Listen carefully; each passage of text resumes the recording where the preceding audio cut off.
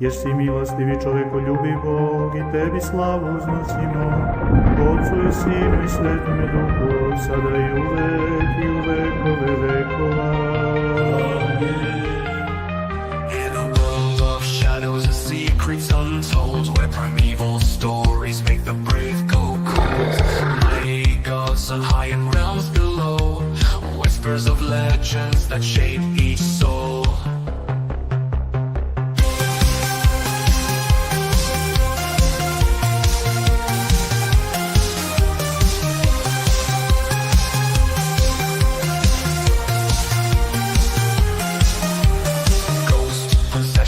And nightmarish dreams, cryptids lurking, nothing's as it seems, giants walking, angels and demons fight, only truth can bring the light. Through the echoes of time, the tales unfold, mysteries arise as the prophecies are foretold, from valiant knights to buried treasure, this podcast brings nothing but pleasure. Welcome to Mysteries and Majesty. Study with us, don't be a travesty. Theology, mythology, fantasy and horror, Dungeons and Dragons, Skyrim and Mordor.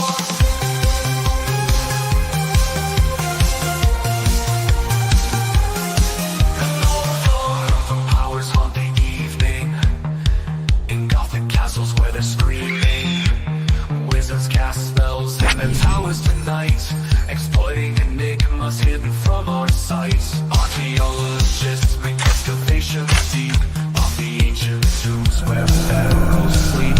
In the dust of ages we chronicles keep, storytelling's power of monsters that creep.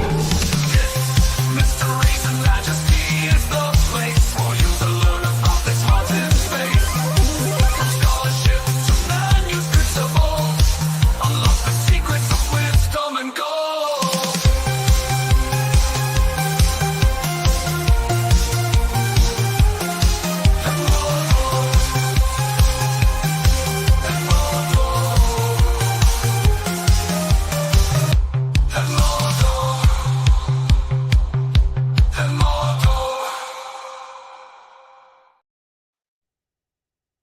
Hi, everyone, and welcome to the latest episode number 127. Who would have thought, man? We came a long way, praise God, to the latest episode where Shaun and I decided to tackle the vampire lore, but from a different aspect. Namely, we won't be talking about some creepy stories necessarily tonight, but we'll be talking about the origin and species within the vampiric kingdom, how they look like, how they turn out to become vampires.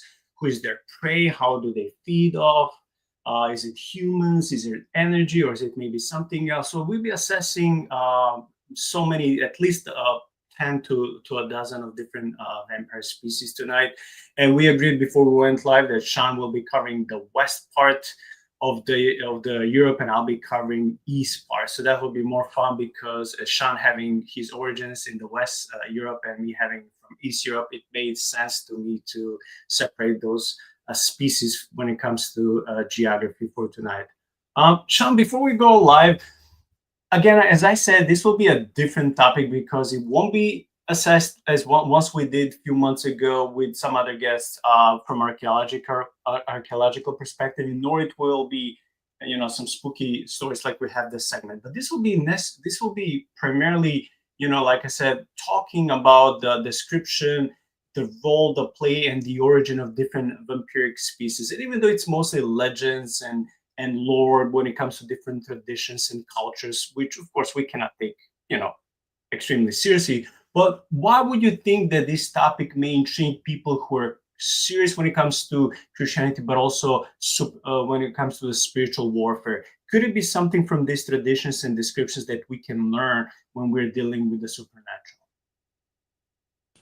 Yeah, when you look at monsters across cultures, they always have these elements of evil, of like demonic, that are hidden in them. So even if we were to say, these things just totally aren't real, we're just going to disqualify everything that everybody across these cultures has ever said about these things.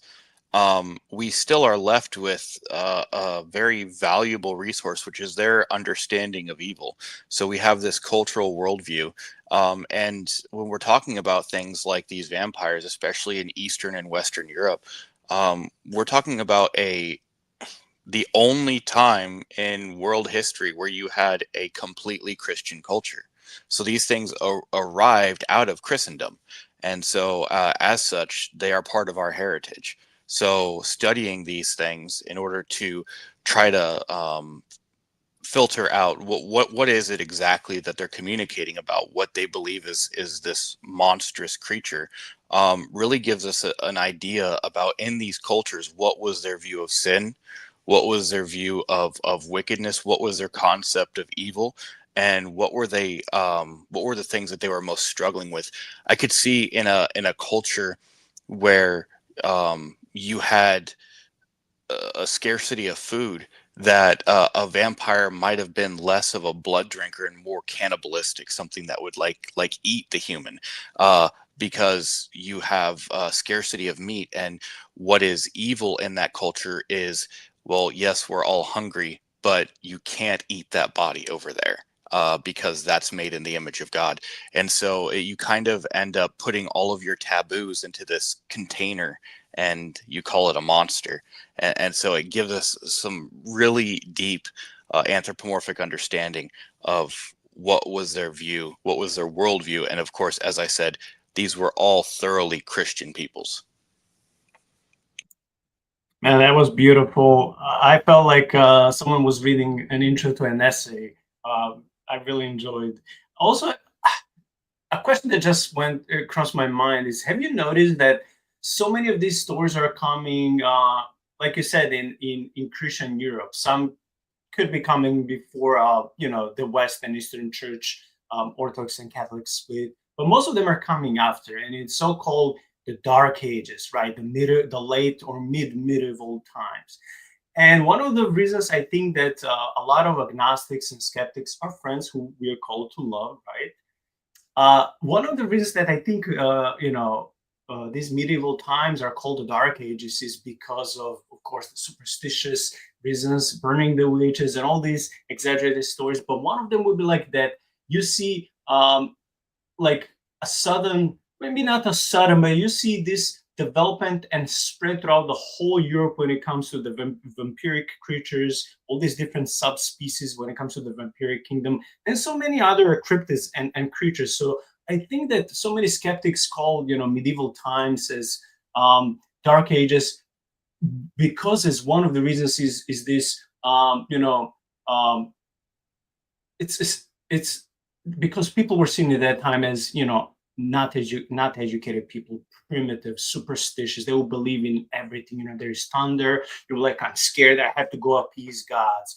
There's this. I have to go do this. I need crops to survive. I'll do this. Before I step on the threshold, maybe I'll do the sign of the cross. If my son dies or a daughter dies, they didn't know about bacteria back then. They would have thought, it could be something spiritual. And I understand that makes sense. But I also think that many times we get to be harsh to the people in these so-called Dark Ages in medieval times, because we did an episode on this when we were talking a month ago or so, when we were talking about, does atheism really corrupt everything? We were also having a section of that episode of the medieval church and medieval Christians. And as we saw in that episode, church was thriving, church was helping people, church was working by building hospitals, universities, so meaning also educational system and many other things.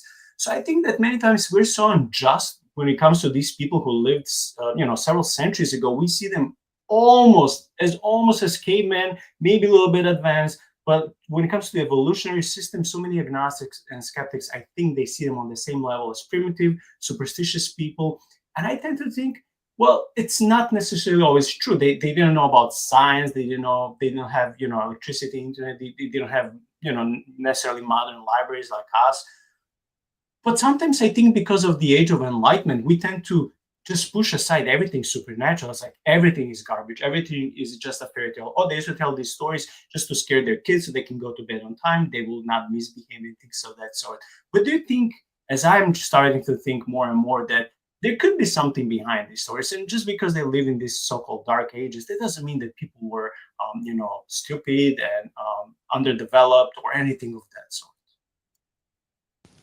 Yeah, make no mistake, we live in the dark ages, right? We have literacy, but we have no meaning or purpose. These people from the cradle to the grave knew that they were part of a story. They were part of a people, and they had a purpose. Their life had meaning. So we look back on them and we say, "Oh, you poor bastard, you had no meaning." No, no, we live without meaning. We live in an age where people think that rocks can turn into people, given enough time. It's it's just absolutely ridiculous.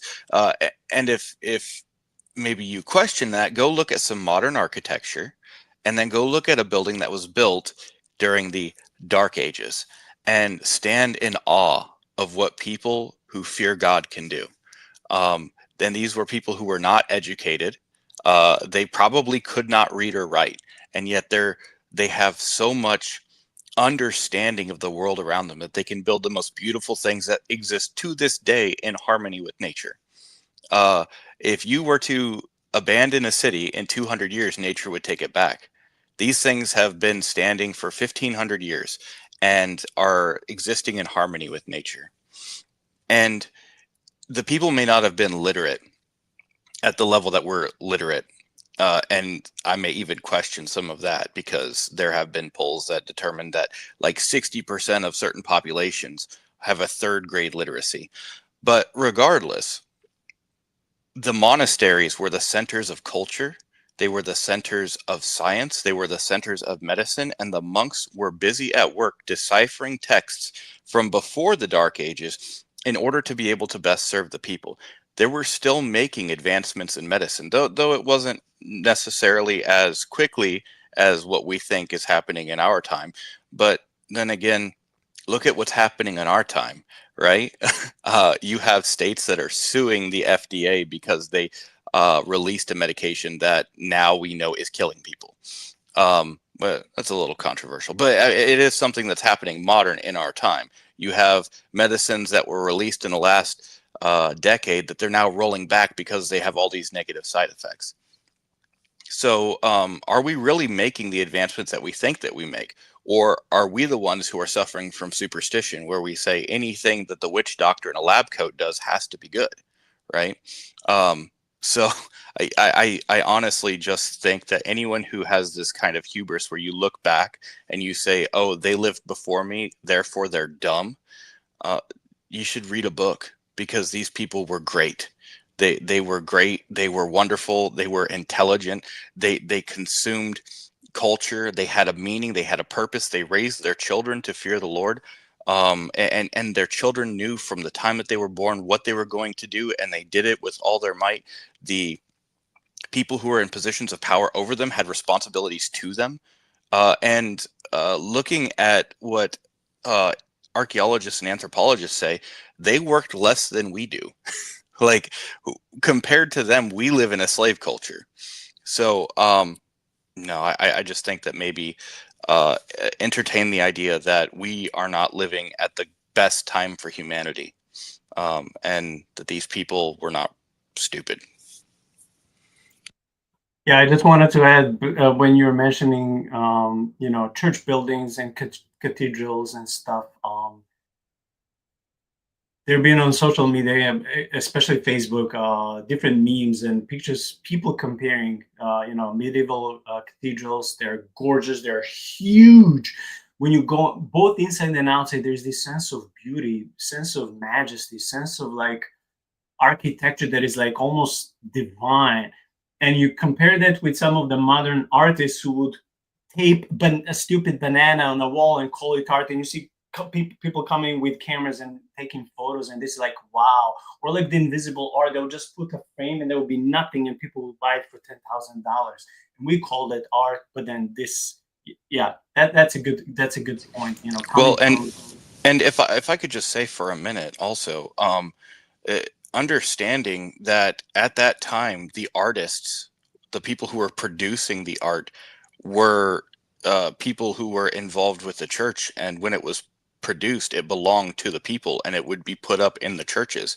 Now you have art that's not even art, but even if it was, it's going to be sold and kept in a private collection and you're never going to see it. So they had a better appreciation of art then than we do. And every Sunday they went to the most beautiful place they could imagine, this cathedral, which was the absolute center, the heart of their town, their city, their people. And there they would see the most beautiful art put on display because this was their heritage. We don't have anything like that today. It's yeah. Sorry to go off on that tangent, but it's just like you can't say that you're a connoisseur of art when you can't appreciate it because it's kept in a private collection. Yeah, I think that with all that majestic engravings and frescoes in so many churches, you can almost feel like as if you came to a place where the heaven meets earth. And this is an episode I've been having in my heart, on my heart, for a while to make in the future when it comes to beauty. Beauty is the argument of God's existence. And one of the segments of that episode will be probably frescoes, art that people of God throughout history made. And it's like, yeah, like we can again put these people that they were like living in dark ages. But even though if we live in modernity nowadays, the question is, and it's more of a rhetorical question. I think both you and I know the answer. But the question is, how much of the dark ages is in our hearts and minds in modernity? That being said, because I don't want to be like talking about different topics, we'll be starting with assessment of the first vampiric species. And because it's coming from England, Shaun has the honor to open this episode. All right. This is the Vampire of Croglan Grange. One of the lesser known but fascinating vampire tales comes from Croglan Grange, a rural property in Cumberland, England. This story dates back to the 19th century and has an eerie Gothic charm that blends folklore with the supernatural. The story begins when the Fisher family, wealthy landlords, rented out Croglan Grange to two brothers and their sister. On a warm summer evening, the sister retired early, leaving her bedroom window open slightly to let in a cool breeze. As the moonlight illuminated her room, she noticed two glowing eyes staring at her from the garden. Frozen with fear, she watched as a tall, gaunt figure emerged and started to approach her window. Before she could react, the creature broke through the glass, entered her room, and grabbed her by the arm. Its face was described as skeletal, with sharp teeth that gleamed in the moonlight. The brothers heard her screams and rushed to her rescue. Startled, the creature fled into the night, but not before injuring the sister with what appeared to be bite marks on her neck. Determined to protect their sibling, the brothers began to investigate the area. Locals shared legends of a vampire haunting the village for generations, preying on unsuspecting victims. The brothers also kept watch over Croglan Grange, and on another moonlit night, they saw a figure emerging from the nearby cemetery. Armed with weapons, the brothers pursued it back to the graveyard, where they found a crypt with an open door. Inside, they discovered an old coffin with a decayed corpse inside. The body had fresh blood on its lips and the telltale wounds of a vampire. Without hesitation, they burned the remains, putting an end to the creature's terror. The Croglan Grange vampire legend has become a staple of English folklore. Though its authenticity is debated, some believe it was a Victorian age fabrication meant to entertain or scare. Others argue that it may have been inspired by real events or older European vampire folklore. The tale remains a chilling reminder of how the concepts of vampires has captivated the human imagination for centuries, blending the fear of the unknown with the timeless allure of the macabre. Man, that's a cool story. Unfortunately, it's a short one, but I just have to say from the very beginning, from the very get-go, it says she noticed two glowing eyes staring at her from the garden. Immediately, I went to Genesis 3 and the garden, when the woman was observed by the serpentine creature who had no good intentions, just as this creature observed from the garden an innocent, not protected woman who did not have a husband, but it says brothers, right? Her brothers didn't happen to be with her because she was in her own room naturally.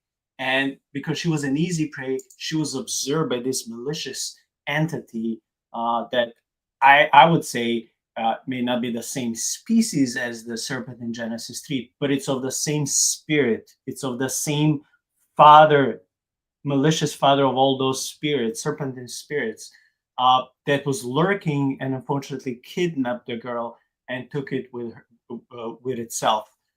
So I saw the very resemblance with Genesis 3 in the garden. I don't know if that makes sense to you.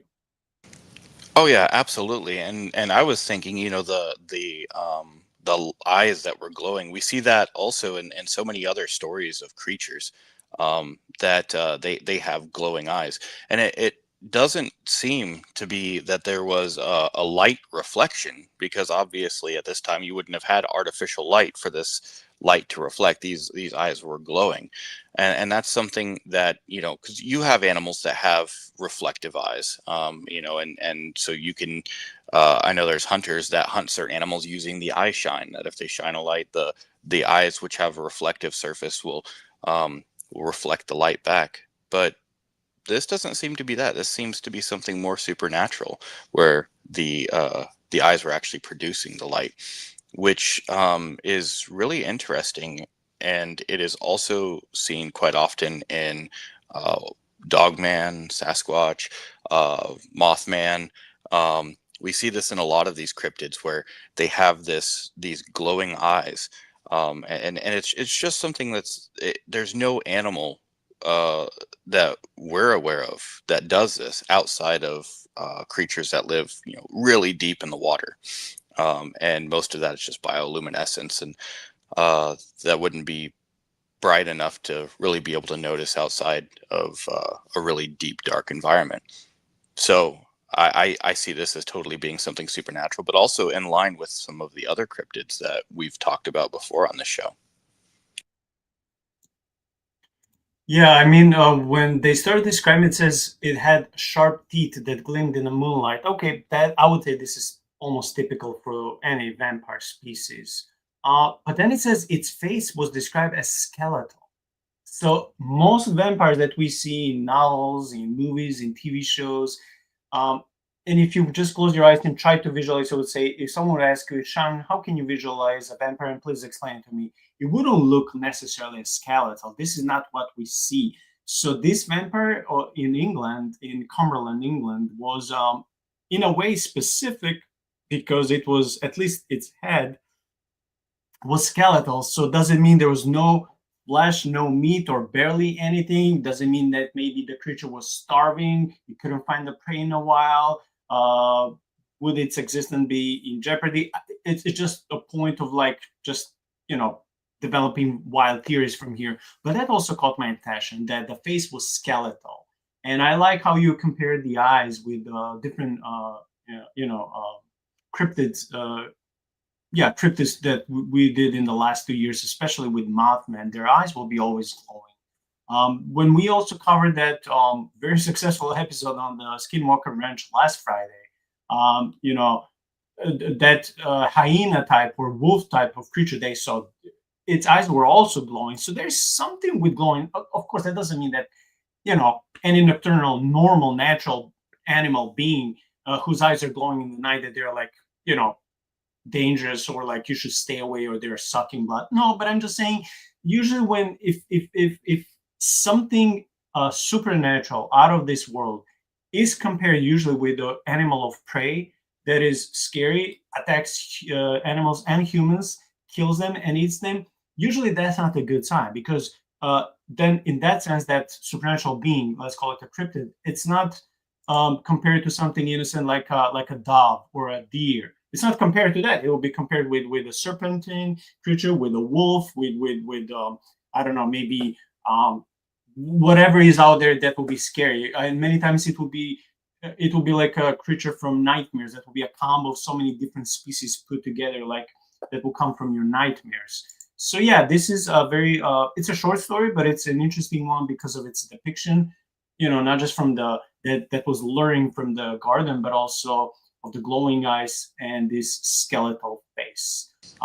So I just wanted to say, thinking about this, the tall, gaunt figure described as skeletal, yet still had enough strength to break through the glass. When they went to examine it, they found the creature in a coffin, and the teeth that they said gleamed in the moonlight. One thing that I was looking for but didn't find is fangs. Normally a vampire has fangs. It doesn't say fangs.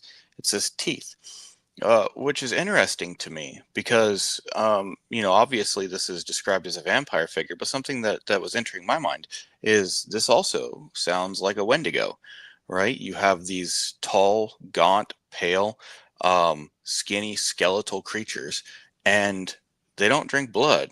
They fully consume what they're eating. This didn't say fangs. It just said teeth. And so I wonder if this was a creature that was going to eat them. Now, the true crime fan in me looks at this and says, oh, I wonder if this was one of the ancestors of the Fisher family. They knew that this place was going to have that kind of activity. It had been a while since anyone lived there, and their ancestor was hungry, and if they didn't feed it, it would come looking for them. So I think that's kind of interesting because it seems like they rented it out, and then immediately this kind of stuff is happening. So yeah, to me it's just kind of odd that this was a piece of property that belonged to this family, and they never mentioned, hey, this is going on. But yet the brothers on the next full moon or the next moonlit night went out looking for it, and they found it at the cemetery. So it's not like this thing is just occasionally popping out. This thing seems to be feeding rather frequently, and yet they were never warned about it. Yeah, and because it says moonlit, I wonder if that's only like werewolves. Would that be only the type of the atmospheric circumstances and the weather that the creature would come out? I don't know, but that's what's described, that it was another, quote unquote, another moonlit night. And also I noticed that this vampiric body had fresh blood on its lips. So it means that it either ate, or if it didn't eat, it at least sucked the blood out of their sister.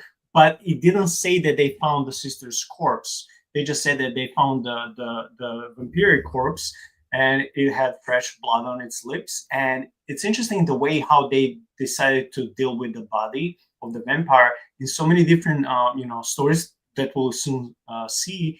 They'll be trying to cut their heads. They'll be like trying to poke their hearts. And yes, even after everything that they'll be doing, then they'll burn the body. But these brothers immediately just burn the body without trying to cut the body in pieces. So I just see the different way of how they were dealing with this. But this is normal in a way that since they're not professionals, they were just scared, and they just, of course, wanted to be in a way vengeful towards the vampire for taking away their sister. This was the way that made sense to them. If they were wearing torches, it made sense for to them to just burn the body. So it's a sad an interesting story. I just wish we found out more about how the sister ended up, and if there were more of these vampiric stories in the same vicinity, if this continue to develop in the same area. So yeah, these are my thoughts. Okay. So now we'll be switching to Romania. I have many Romanian friends in my church. So we'll be dealing with a type of vampires that are called Strigoi. And I heard this also in many Hollywood movies and TV shows. It's a well-known word in the vampiric folklore. So Strigoi in Romanian folklore. The term Strigoi is deeply rooted in Romanian folklore, derived from the Latin word strix, or striga, which means a witch or screech owl. Okay, this is very, very interesting, and we'll be making some biblical references very soon.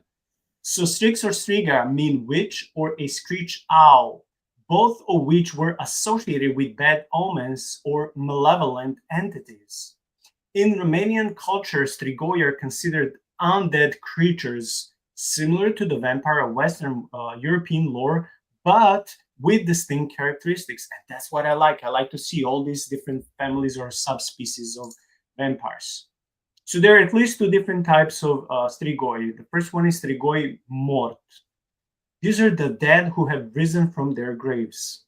They're believed to be individuals whose lives were marked by malevolence, or those who died in violent, unnatural ways or without proper burial rites. These spirits are thought to return to haunt the living, drink their blood, or cause misfortune. So these were strigoi mort. Then we also have strigoi viu. They're living strigoi. So not the dead strigoi. These are living strigoi. On the other hand, and there are people who are still alive but possess supernatural powers often associated with witchcraft. They might not physically die, but they can project their soul out of their body to cause harm or engage in nefarious activities during nighttime. Okay, because it's this assessment of this vampiric subspecies is longer, Shaun, than the previous one. Let's stop here and assess what we read so far.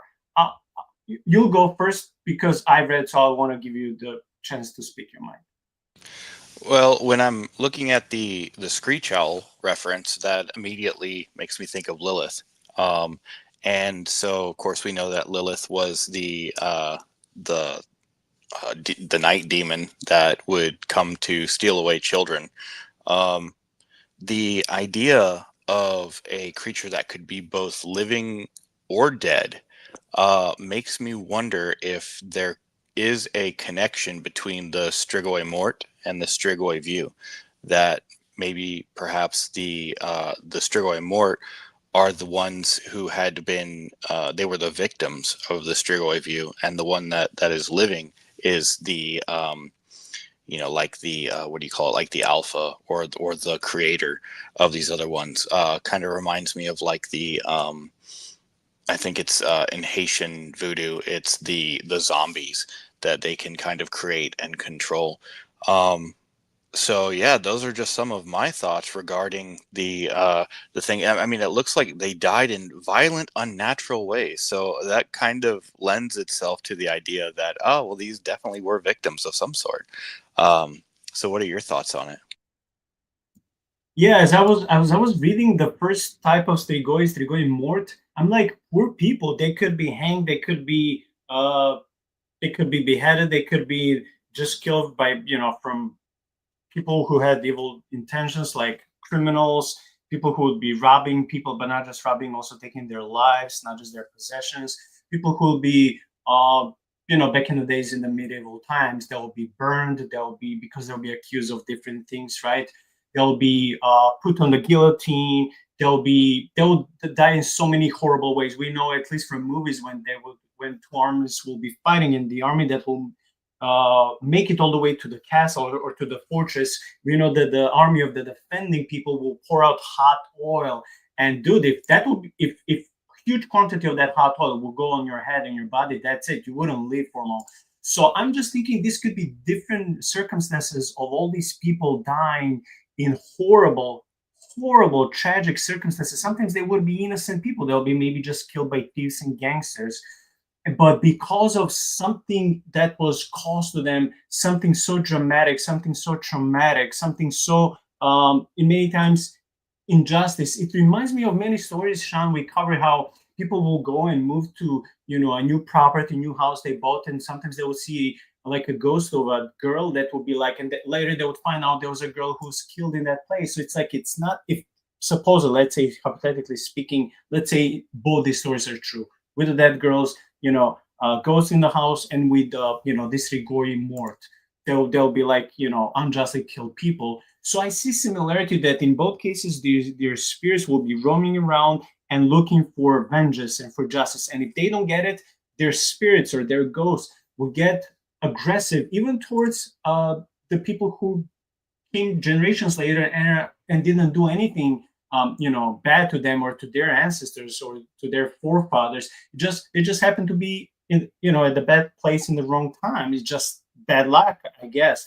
So I would see some similarities between some of the haunted places and their ghosts and these Strigoi Mort who would be killed in misfortunes, or maybe sometimes even in some ways that will be considered to be unjust. So their spirit does not have rest because they want justice, and because they don't have justice, they do.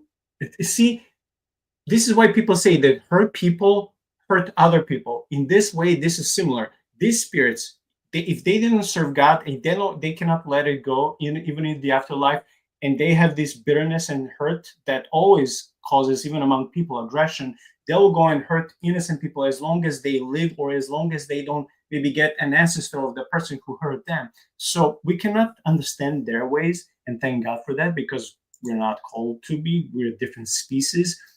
But again, there's this similarity between haunted places, ghosts, and these people, not people, these spirits. It says they're taught to return to haunt the living, drink their blood, or cause misfortune. The question is, how can a spirit haunt the living, except in nightmares or maybe visions, hallucinations, but drink blood? So that means that entity would have power to permanently, or at least occasionally, have embodiment, turn into embodied creature. Will it be full-time, part-time? I don't know. So that's when it comes to Strigoi Morton. Strigoi view would be the living Strigoi, right? So I think that these were even worse, because they're not dead. They don't have to haunt or hurt anyone. They choose through occultic and magical rites to go and it says they may not physically die yet, but they can project their soul out of their body to cause harm or engage in nefarious activities during nighttime. So this is mere evil. So people who are still alive, because let's say I like a girl and someone else likes her, and I get so jealous because someone else got the girl before me, even though she was never mine. And I learn how to, deal with the occultic, and I learn how to project spirit, and now my spirit goes to hurt that other guy. So I see something like that. So for me, the second species, they don't even, they're still 100% full humans. For me, they can be even worse, because while the first one, it's like embodied spirits of people who were hurt unjustly in the past, right? And they became the Strigoi Mort. This Strigoi view, the living Strigoi, it's just mere bitterness, or just being envious, or just being malicious. Like, why would someone have more money than me? Or why would someone do this? Why would someone's crops in that time, right, in medieval times, why would their crops be, more fruitful than mine? It can be any reason to be jealous and envious that will cause pain to your neighbor. So, dude, both of these are messed up. But for me, at least in this context, the living Strigoi, man, those vampiric species will be worse than the night one. Because at least with the night one, they're not embodied a full human being. Maybe they don't have full cognitive abilities like people. So maybe it's hard for them to let it go or forgive or think, like humans can. I know I've been talking for a while, but I don't know. What are your thoughts on this? Yeah, thinking back to what we were saying at the beginning of the episode about the Dark Ages, and thinking about this, could you imagine living in a society where the arbiters of justice were afraid to transgress justice because a creature might come back to haunt them? Like the idea that there are consequences for my action in abusing my powers.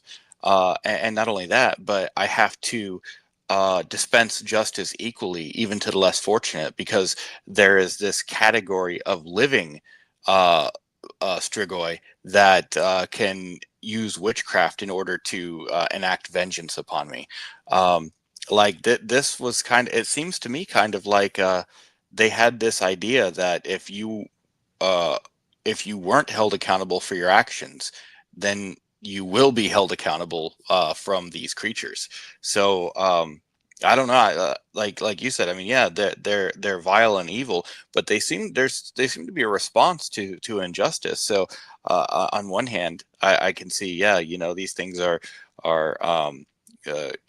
evil, wicked cryptids, enemies of God. But on the other hand, they're also kind of the left hand of God that comes and dispenses justice when justice is not served. Maybe like the angel of death in the Old Testament, or when God decided to use the demon of the that was a demon of lying in the seat. You're like, yeah, you can go and deceive because that person, other person is already wicked. So now you go and make it even worse because this is my sort of judgment. That makes sense. Yeah. Yeah. I also want to say, because you made a good parallel at the beginning with Strigoi, because the word, like we said, strix or striga, mean a witch or screech owl.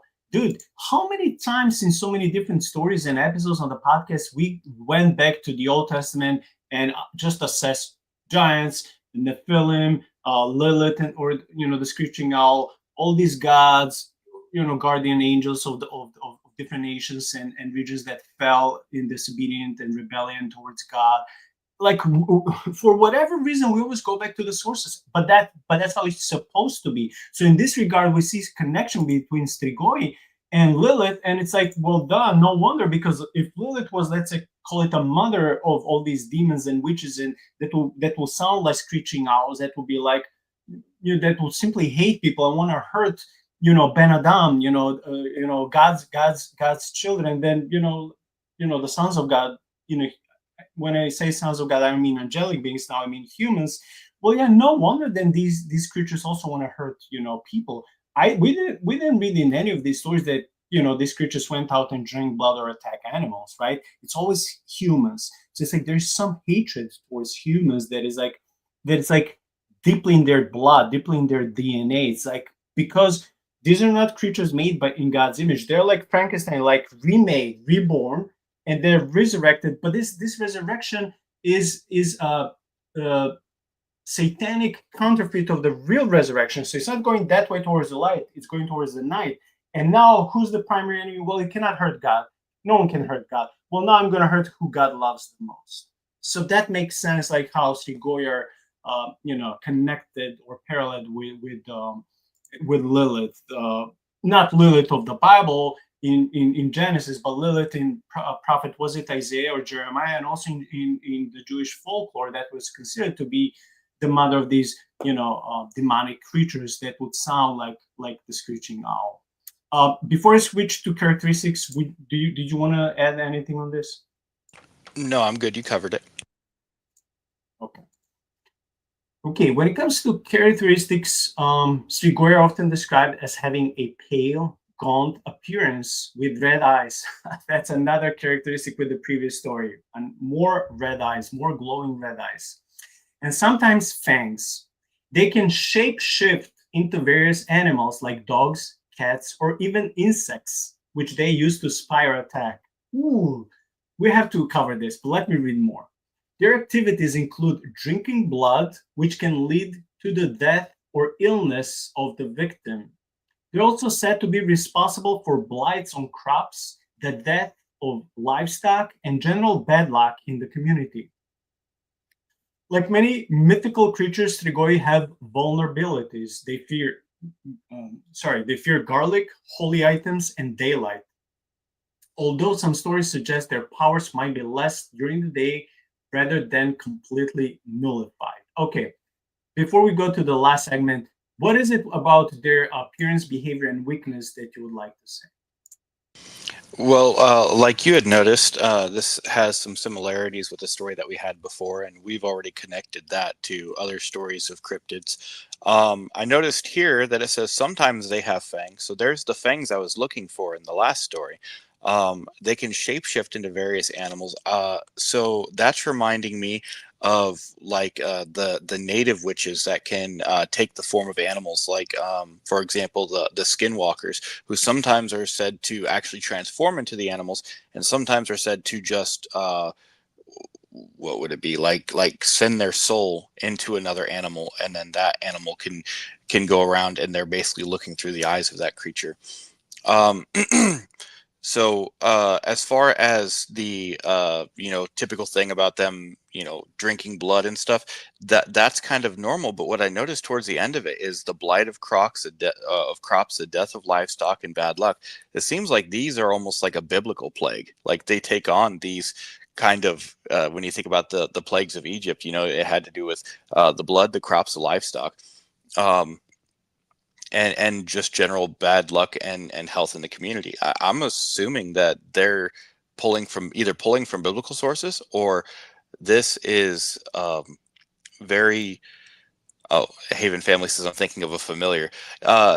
Yeah, sometimes witches can have a familiar, but what I was thinking more is the animal that they're using for farseeing to be able to go into certain places, in a kind of sending their soul there.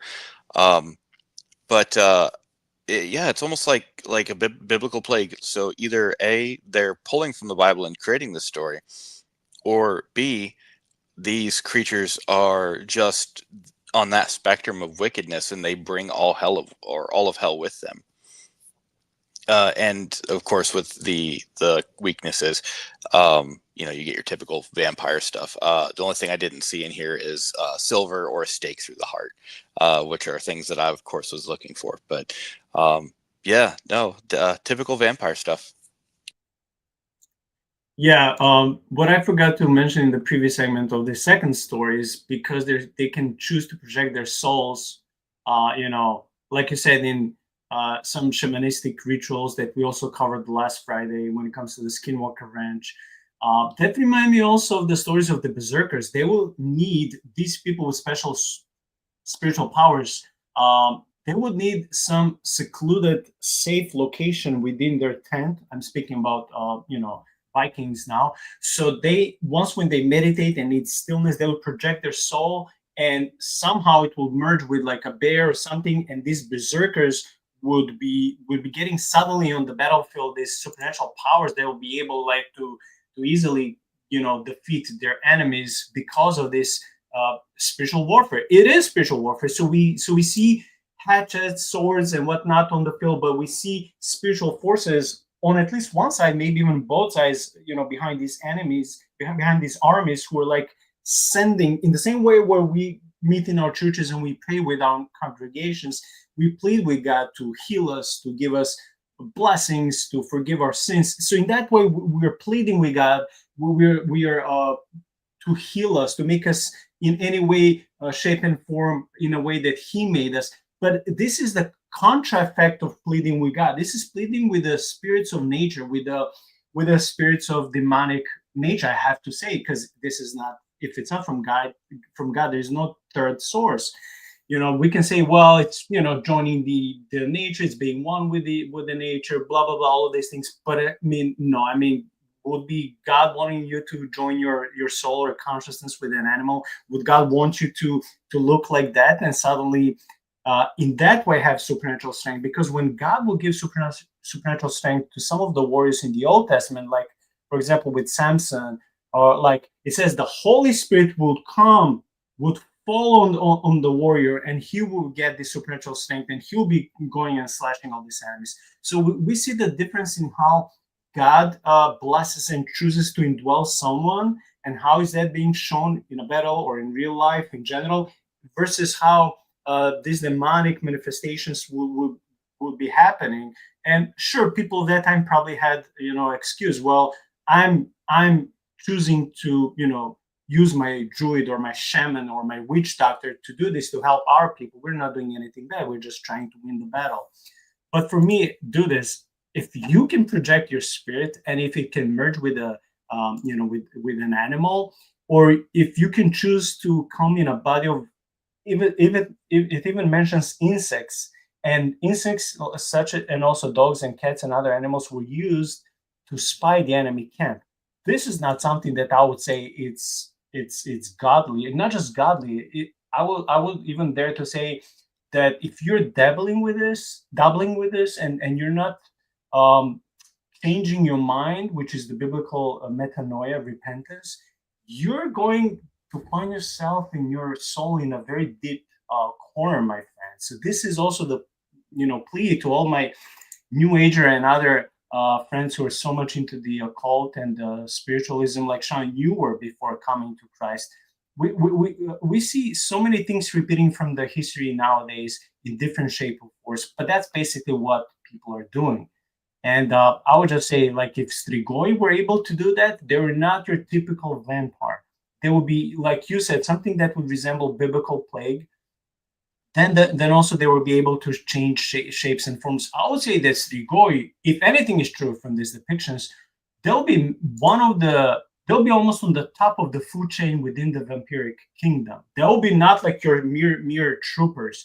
These are more advanced species. So, I mean, it's scary, but it's also fascinating for me to read. And also, when I saw that they fear garlic, I was thinking, dude, that's so typical Eastern European lore. They fear garlic. I don't know what's so typical. I mean, I don't know what's so special about garlic. I don't know if you have any explanation. Why would be garlic in the lore of vampires that they would supposedly fear garlic? What is it about garlic? Because we know that garlic is good for bacteria, for some illnesses. Even more, at least that's what medicine says, even more effective than onions. So I don't know if that can be somehow compared with this, with the vampiric lore. I don't know. I cannot connect it. Yeah, garlic, like you said, has the ability to kill bacterial cultures. Employing garlic will keep sickness away. Then garlic has properties that are good for the heart, like you said, better than onions. But also, most animals don't like garlic. It's too potent for them. For example, dogs and cats, it's toxic to them. But carrying garlic on you will repel insects. And so the idea is like, oh, well, you've got like ticks or mosquitoes or anything like that that do suck blood. Well, garlic keeps them away. It repels them. So, having garlic, it just makes sense that it would keep the vampires away. And it just so happens that we learned that it also has these super positive effects, just like with silver. Silver keeps things away. Well, then we learned that, well, silver has antimicrobial properties, and that's the reason that food utensils were made out of silver, because a bacteria can't transfer to it, which is, copper also has those properties. That's the reason that we all had water pipes made out of copper. Now they're made out of some plastic material, but the reason for it being copper initially was so bacteria doesn't grow in your water pipes. Yeah, good point. Thanks for that. When it comes to prevention, to stop a strigoi, one might exhume the body suspected of being a strigoi. Traditional methods include sticking the corpse through the heart, okay, very typical, decapitation, also very typical, or burning the body, yes. Families might take precautions like placing garlic or holy objects around the home or near the grave to prevent the dead from rising or to protect the living from Strigoi attacks. Imagine someone dies that you knew, and the whole family of that person goes to put garlic, and the poor person cannot even resurrect because it smells so bad above their grave. It's like it sucks. It stinks, literally stinks. They cannot resurrect.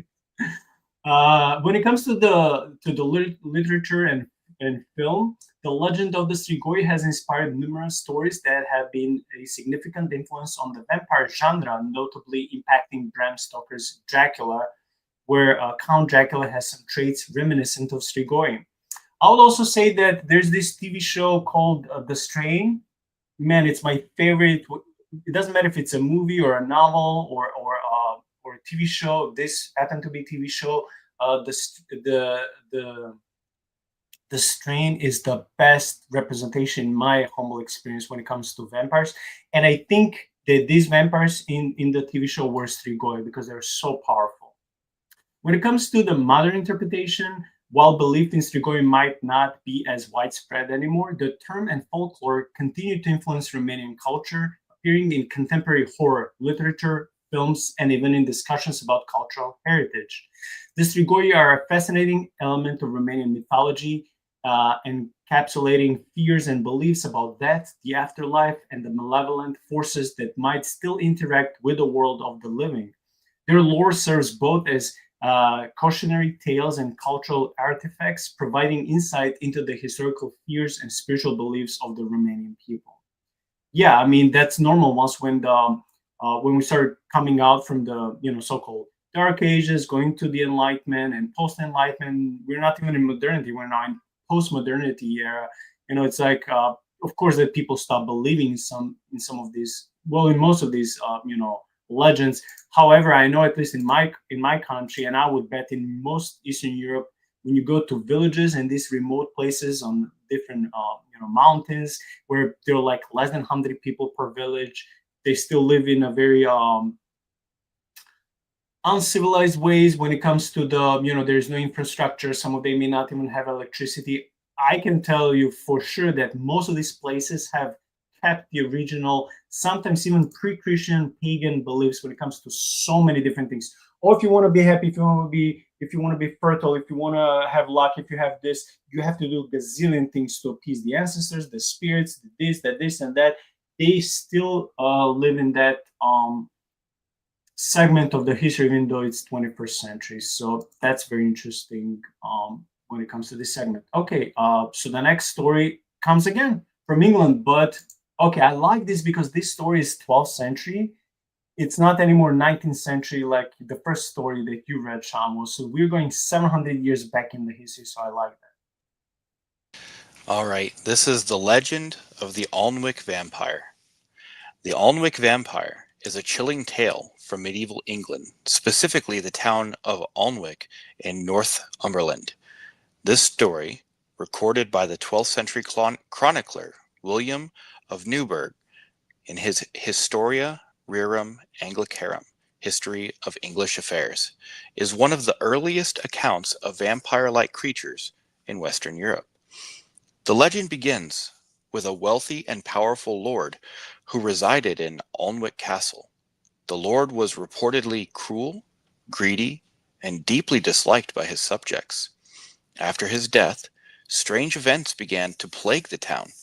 Villagers reported seeing the lord wandering the streets at night, his body bloated and his face ruddy, as if he had been feeding on blood.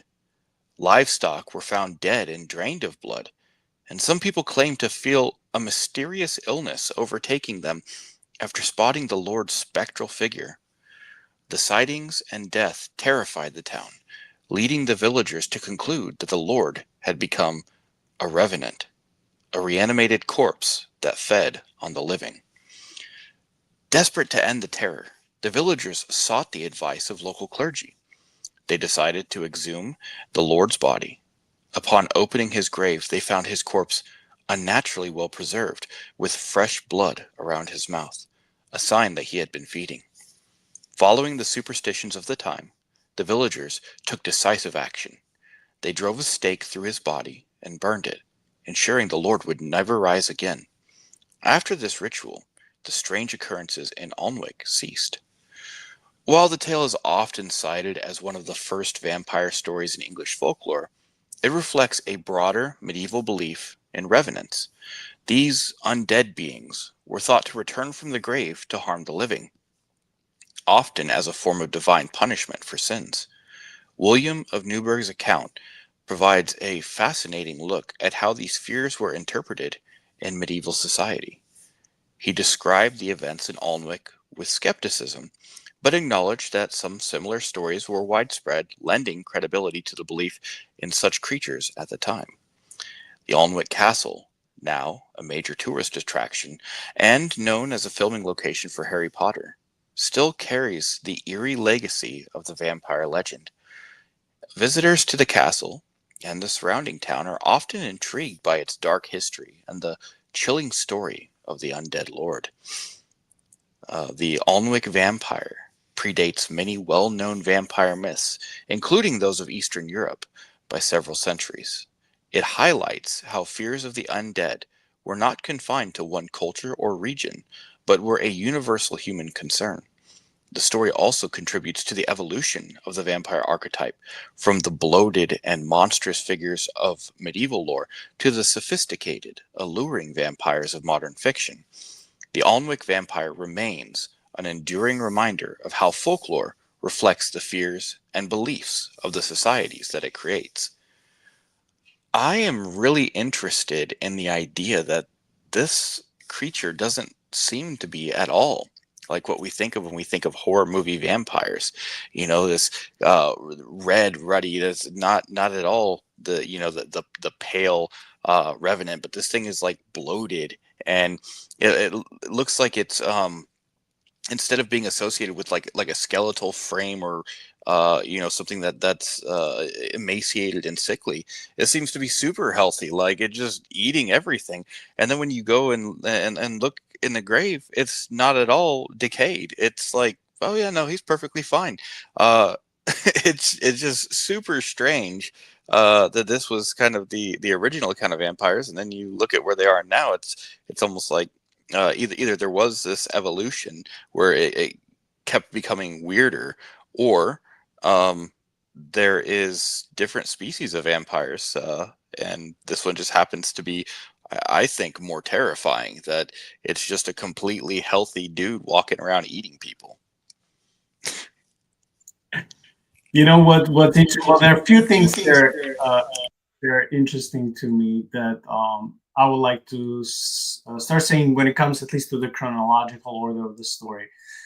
First, okay, the Lord died, right? Their Lord died. He lived on a castle, but I think that the characteristics of his personality are very important. He was cruel, greedy, and deeply disliked by his subjects. That means that he represented I don't know, a combo of your nasty manager at work with a greedy politician and someone who just wanted everything for himself and did not care for the well-being or happiness of others, especially those who are beneath him when it comes to the employment, social status, and things of that sort. So he represented everything that people basically dislike, not just then, but also nowadays. So he died and he turned into a vampire. It doesn't say how. Could it be that it was, as it was said later, these undead beings were taught to return from the grave to harm the living, often as a form of divine punishment for their sins.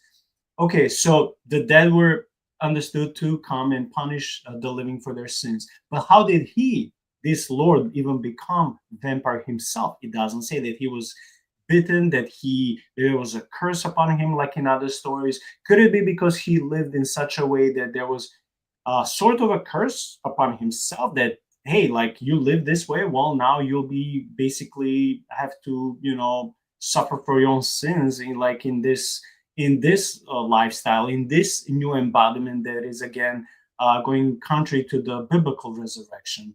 It's just a theory. I am not saying I believe in this. I'm just trying to fill in the gaps because we don't know. And then after this, we see that livestock were found dead and drained of blood. So people were naturally scared, and they decided to go to the local clergy. Now, I'm also another aspect of me being slightly confused is that the clergy decided to trust the villagers and even dare to go to the cemetery in the Lord's probably his own family cemetery and dare to dig the body and deal with it, which I would assume would be maybe not allowed because of the social status and ability, but still they went around all of that, and the clergy went to help the people. So we see the clergy doing almost God's business, what the Lord didn't do because he was a very selfish, unjust person. Clergy actually listened to the people in their stories. Maybe they didn't believe initially, but they were like, hey, let's go to the grave and see. And they saw what the villagers were fearing. They're fearing that his corpse is actually alive and he's actually feeding off of these animals. And that happened to be true. And again, we see at least their understanding in the 12th century was like, well, this is happening for our sins. I don't honestly think so, because back then, again, we see so many superstitious beliefs, such as like if you were sneezing, people would think that your soul is actually leaving your body. So it's like it was a combo of so many probably truths and spiritual warfare and biblical stories mixed with well, what if? Or because people are feared, they tend to exaggerate and add on more things. I have a manager who, whenever she's scared of anything, she always says, well, what if this happens? I have a coworker who also acts like that. Well, what if I do this and someone comes and do this to me? people tend to be negative and adding on the already existing scenarios if they tend to be negative or have bad experiences. So we see here a combo of superstition, being pessimistic, having some biblical background and education, because right, this was like the medieval times, 12th century, but also a combo of also what they were experiencing, right? If the whole village and the clergy were dealing with the Lord who turned out to be a vampire, well, there could be then some truth to this. So overall, a very interesting story. And I like how they say that the castle served as an inspiration for the Harry Potter movies. It's like, I'm not big on Harry Potter, but that would mean that the very location is probably super cool to visit. So these are my thoughts when it comes to the story. I don't know if you would like to add on this. Yeah, a few things. First of all, Amber had said something about sparkly vampires in the chat, and I was just thinking about this. Okay, so the vampire is like this weird union between death and like, trying to think of a nice word, but basically between death and sex, right? So you have this creature that comes in the middle of the night, invades your space. It's very sexual. And in the Victorian age, they were inundated by death, and so the vampire had a very morose appearance. And in this culture, we're inundated by sex, and the vampires have a very sparkly, attractive appearance. It's almost like it takes on this idea of whatever is the taboo in the culture.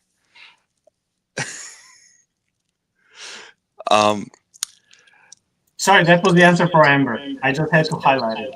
Oh, okay. And then the idea that you had talked about like if you sneeze, your soul leaves your body. I think there's a difference between. I mean, I know there's a difference between causation and the correlation, right? And if you're living in a time where you don't have antibiotics and somebody has developed sneeze, that they have like this really bad sinus infection, you could totally die from that. So the idea that, oh, the more you sneeze, the closer you're getting to your soul leaving your body, I could see that. It's I mean, why else would you think, oh, if they're sneezing, their soul's trying to leave their body? Just like, oh, dude, you're trying to die? No, but like if they're doing it repeatedly, and they're also happen to be coughing and getting all these other symptoms. Yeah, like maybe they just need more garlic, like vampires. That's a fact. That's a fact. We all need more garlic. Yeah, including Amber. I think that's a good answer for them. Oh, there are more of our friends in the live chat. Well, greetings to everyone. I don't think they're being serious, so we don't have to highlight any of their question. I think we can skip the next story because it's related to the Ireland's vampire. So I'll cover the story of the Dhampir, because again it comes from Eastern Europe, and you can go back to the Irish vampire. Okay, in many vampire legends, a Dhampir is the offspring of a vampire and a human. And I like this story because I have comic books. They're coming from Italy, and they're when they created this he's a hero. This comic book character called Dhampir. He is a combo of a vampire and a human. And the story is many times set up in former Yugoslavia, where I'm from. So I almost personally take this story, and that's why I like it. So again, Dhampir is an offspring of a vampire and a human, maybe something like Blade. I don't know. This figure appears in Balkan folklore and is often described as having some of the supernatural abilities of their vampire parent, such as heightened senses or the ability to detect and destroy vampires, while also being mortal like their human parent. Very cool. Dhampirs are frequently portrayed as being able to blend into human society more easily than full vampires. Unlike vampires, they don't have the same weaknesses, such as aversion to sunlight or a dependency on drinking blood. Yeah, that's the same like Blade. I love it. However, they may inherit other traits like an unusual appearance, pale skin, or sharp teeth, or an innate affinity for nocturnal activities. Dhampirs are often as depicted to serve as vampire hunters in folklore. So these are the good guys. Since they are part vampire, they are taught to understand their vampiric adversaries better than ordinary humans. Some stories suggest they have a supernatural ability to locate hidden vampires even when the undead are invisible to others, and that makes sense. In modern media, Dhampirs have become a popular trope in fantasy fiction, such as the character Blade. Okay, I see that now. In Marvel Comics or Alucard in the Castlevania series. And I just finished a few weeks ago watching Castlevania, and now I want to watch the sequel. These depictions often emphasize their struggle to reconcile their human and vampire heritage, making them tragic, complex characters. The concept of Dhampirs reflect humanity's fascination with liminal beings, creatures that exist between two worlds, embodying both their allure and their danger. It's a short story, but it's such a cool one because this is the first and probably the only example where some vampiric subspecies are actually portrayed to be good. Before I speak more of my, what I think about it, is there anything you would like to say about Dhampirs? Other than they just sound like the coolest form of vampire, like totally Daywalker, Blade. Yeah, that's awesome. I really like that idea. Yeah, like I said, I've been dealing with this character of Dhampir for years by reading, comic books come from Italy, and again, they took the source of imagination and inspiration from the regions or where I'm from, but more I think from Bosnia, which is, well, it's our neighbor. But again, I love this story because I wonder now, was the Marvel's inspiration for Blade coming from this legend, from this story? It's like it could be, and if that happens to be true, it's even more cool. It's like, we have these depictions of Blade or Alucard, which I saw that a couple of our friends in the live chat they love.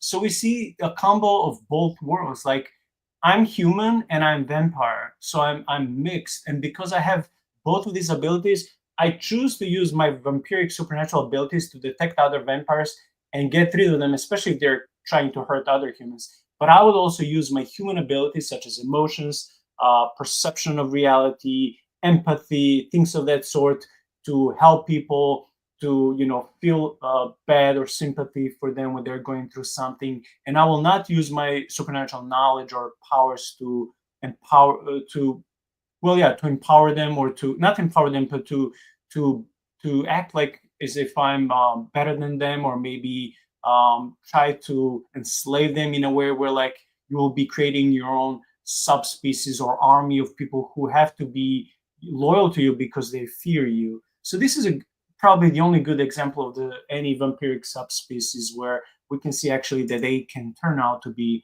good guys, if that's even possible. If again we go to the beginning of the episode saying that this vampiric spirit being paralleled with Lilith with one of the prophets in the Old Testament and the Jewish tradition, then there's a legit question. Well, can they be good at all? But at least in this legend, I really love Dhampirs. Is there anything you'd like to add, or you want to go to the Irish vampire?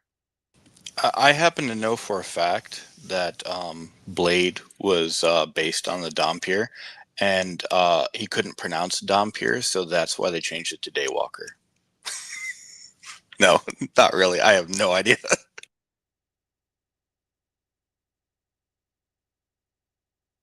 All right, are you ready for Ireland's vampire chieftain? The legend of a word I cannot pronounce. Abba Tok. Ireland isn't technically related to the Germanic language groups, so it's no closer to me than it is to you. But we're going to try. All right. Long before Dracula emerged as the quintessential vampire, Irish folklore gave us that dude, Abartok, a fearsome figure who might be one of the earliest recorded vampire legends. The story, rooted in the myths of the 5th or 6th century Ireland, is a fascinating blend of folklore, history, and the supernatural. Who was Abartok? Abartok was said to be a chieftain in ancient Ireland, ruling a small territory with cruelty and fear. Accounts describe him as a diminutive man with dark, magical powers. His subjects loathed him and feared him, both for his tyranny and his rumored dabbling in the occult. Eventually, the people could bear his reign no longer and sought the help of neighboring chieftain or warrior. Of a neighboring chieftain or warrior to rid them of Abertoch. The warriors succeeded in killing him and buried him standing upright, as was customary for chieftains at the time. However, Abertoch did not stay buried. He rose from his grave, now transformed into something monstrous. He demanded blood from his subjects to sustain his unholy existence. Terrified, the people once again sought the warrior's help. The warrior killed Abertoch a second time and buried him, but once again, Abertoch rose, thirsting for blood. Realizing this was no ordinary enemy, the warrior sought guidance from a local druid or wise man. He was told that Abertoch was I'm not going to pronounce that word, was the undead and could only be defeated by using specific rituals. The warrior was instructed to kill Abertoch with a sword made of a yew wood, bury him upside down, and cover the grave with thorns and a heavy stone slab to trap his malevolent spirit. The local lore claims that Abertoch's grave is in a place called, we're not going to pronounce that, it's in Londonderry, Northern Ireland, known as the Giant's Grave. I thought he was a diminutive man, but it's called the Giant's Grave. It is a site marked by a large stone slab and thorn bushes, just as the legend describes. Some believe that disturbing this grave could unleash Abertoch's wrath once more. Abertoch's legend has often been cited as a potential inspiration for Bram Stoker's Dracula. Stoker, an Irishman himself, may have drawn on the native folklore when crafting his famous vampire. Both figures share traits of bloodlust, supernatural power, and the fear they instill in others.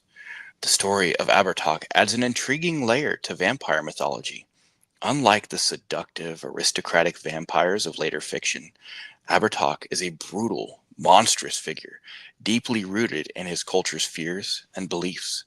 His tale illustrates how the concept of the vampire has evolved across cultures and centuries, from an ancient Irish chieftain to the modern-day creatures of pop culture. What say you? What say me is that this story reminds me of the Lord of the Castle, right? Where the Harry Potter movie, at least one, was recorded because he was a bad lord, dude. He was even worse than the previous one.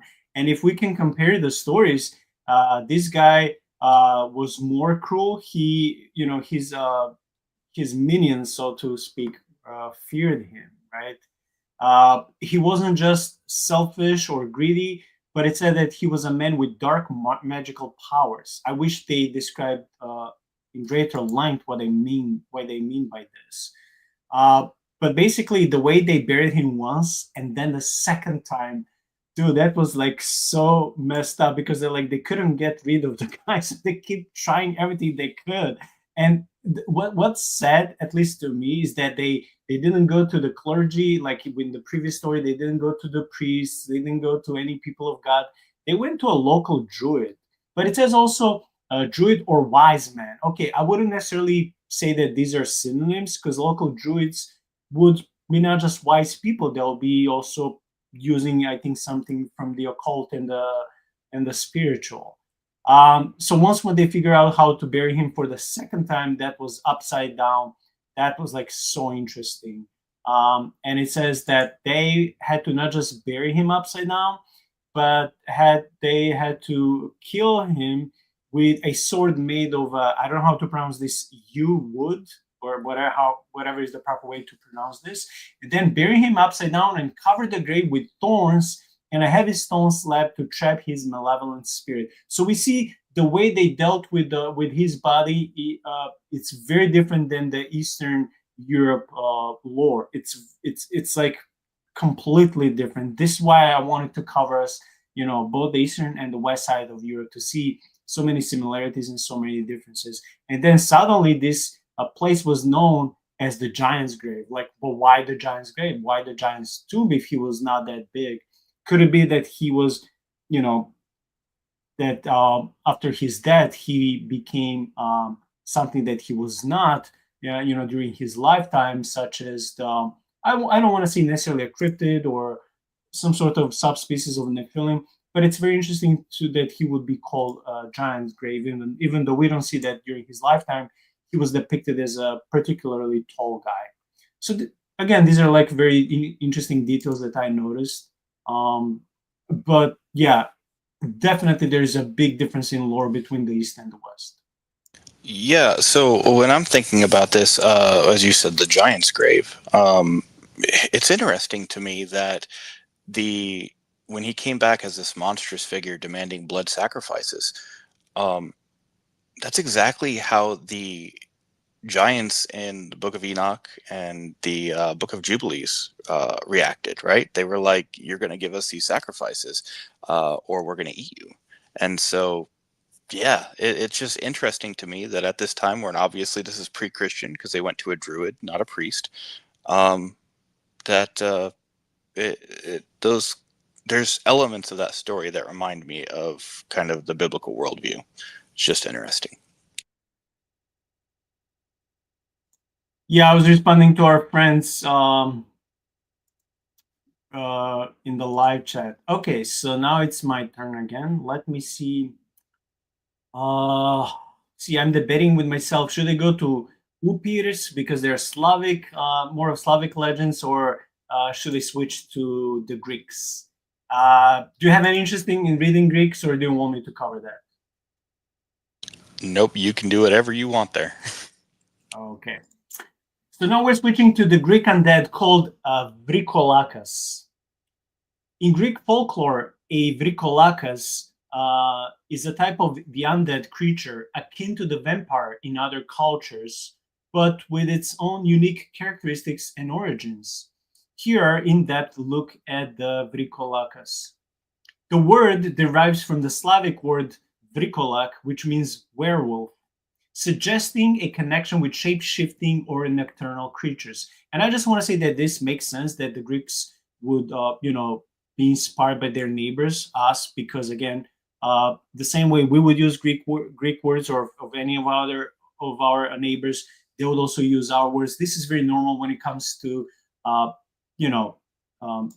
neighboring countries. We see also in ancient Near East how the ancient Hebrews and their hidden neighbors, the Gentiles, they would many times exchange words, characteristics and depictions of deities and things of that sort. So this is very normal. I just want to say, because of the geographical reasons, that it's normal that the Greeks would use some of the Slavic words. However, in Greek mythology, this term has evolved to specifically denote a reanimated corpse. Okay. A person might become a Vrikolakas due to several reasons. Individuals not buried with proper rites, especially if they died violently, alone, or were excommunicated, they could return as Vrikolakas. Then those who led evil lives or committed grave sins, they might be doomed to return from the dead. Then those excommunicated by the church who were thought to be at risk of becoming undead. Then death by suicide, murder, or if the person was born on certain holy days, that could lead to reanimation. Okay, that's weird. To be born on certain holidays would turn out to be a curse and not a blessing. It's a long story, so let me stop here so we can assess this so far. Shaun, so first, like I said, there's a etymology that is taken from the Slavic word, and so far we see that this is not your regular vampire. It's something more of a werewolf. So we already see this distinction, and I like this. But this werewolf could have the abilities to shape shift, right? Okay, that's another cool story. Then this is the segment where I wanted to focus. In this segment, where the reason how the person could become a Vrikolakas, we see so many combinations of the previous stories we read tonight. So one will become a Vrikolakas or have potential to become one is if they died violently. We already spoke about this. Or if it will be some grave sin, right? Or if they were excommunicated by the church. This is very interesting to me because we know that Paul, when he was dealing with disobedient people that would continue their division in the church, in their sin, in their disobedience, Paul would say that, well, just surrender them to the Satan so their body can be destroyed, but their soul, their spirit could be saved. So I'm like, it's like if the person is excommunicated, they're not excommunicated necessarily from the kingdom of heaven, but if the church resembles the kingdom of heaven, if you're kicked out from the holy ground, where do you belong? It's like then you're open to the attack of the enemy, and you're prone to get all these curses and spiritual warfare attacks, and who will protect you if you're not in the blessed state or on the location where it's the supposedly holy land that will resemble a church or a monastery. So you're excommunicated. So if that turns against you because of your grave sins and you did not repent, well, this can come back to you in an afterlife as a curse, that you will become this sort of a werewolf or vampire creature.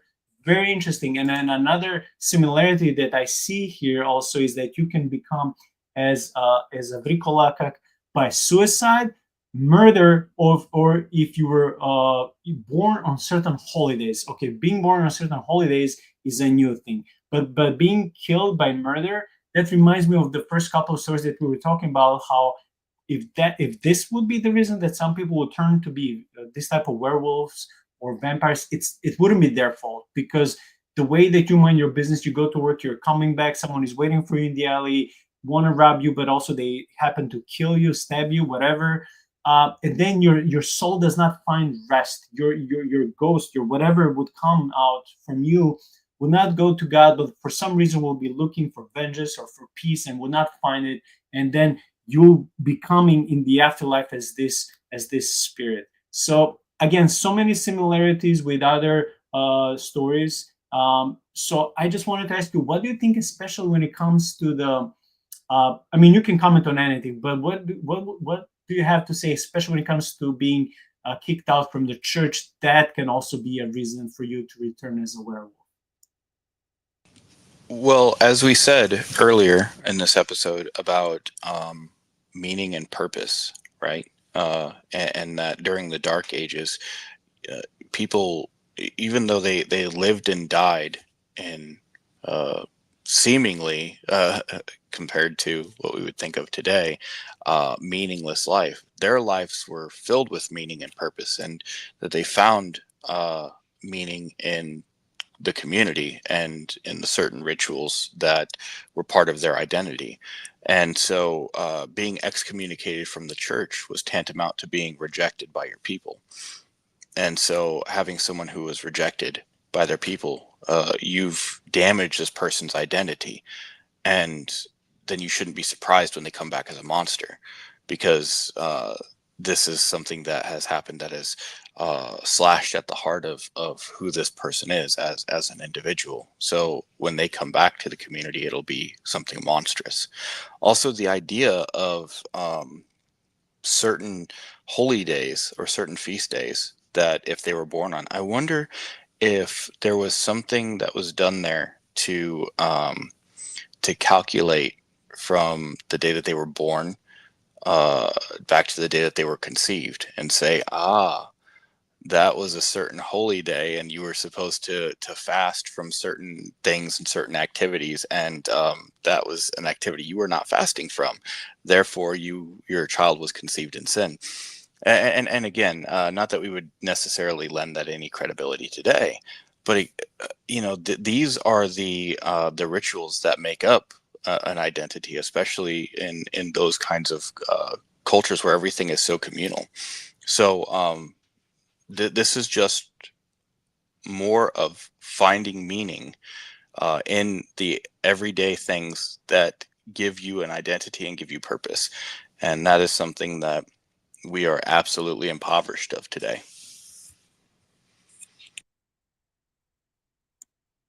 Okay, thank you for that comment. Okay, when it comes to the characteristics and appearance, Wurdulac's are different than their so-called romanticized vampires. So the vampires, when it comes to the west side of the Europe, Subricolacus often remained. They often retain the appearance of decay, although some stories suggest they might look much as they did when they were alive, just more pale and with a malevolent aura. When it comes to the behavior, Bricolacus are known for tormenting or feeding on the living, not just through blood, but through energy or life force, leading to sickness or death. Okay, this is important. I want to mention this later. They're primarily nocturnal, so similar like so many other vampire species, but their activities are less about seduction and more about causing harm or chaos. They're notorious for haunting their families or the places they lived, causing trouble, noise, or even physical disturbances. This reminds me so much of the Serbian vampiric folklore. This last sentence, that they will haunt their own families. There are stories of the old, I suppose, eyewitness stories, and when it comes to the Serbian vampiric lore, where a male would die, and they would bury him, and at certain time, in like few nights or few weeks after that, the vampire would just rise from the grave, come back in his house, and go back to sleep with his wife. And when I say sleep, I mean both just to physically sleep and rest, but also to have an intercourse. So this story reminds me of what I've been reading long ago when it comes to the Serbian vampiric folklore. One of the most common methods to permanently stop a Vrikolacus is by decapitation, often followed by burning the body or burying the head separately from the body. Again, very well known, very, very typical in Eastern Europe. Items like crosses or holy water are believed to ward off or harm these creatures. Priests might perform rituals to prevent or stop the reanimation of a corpse or to banish a Vrikolacus. Okay, before we switch to the last segment of the literature and media of these creatures, Shaun, can we please say something when it comes to the vampires would be feeding not just of the blood, but also of the life force? Is this where people are using the term someone being a spiritual or emotional vampire?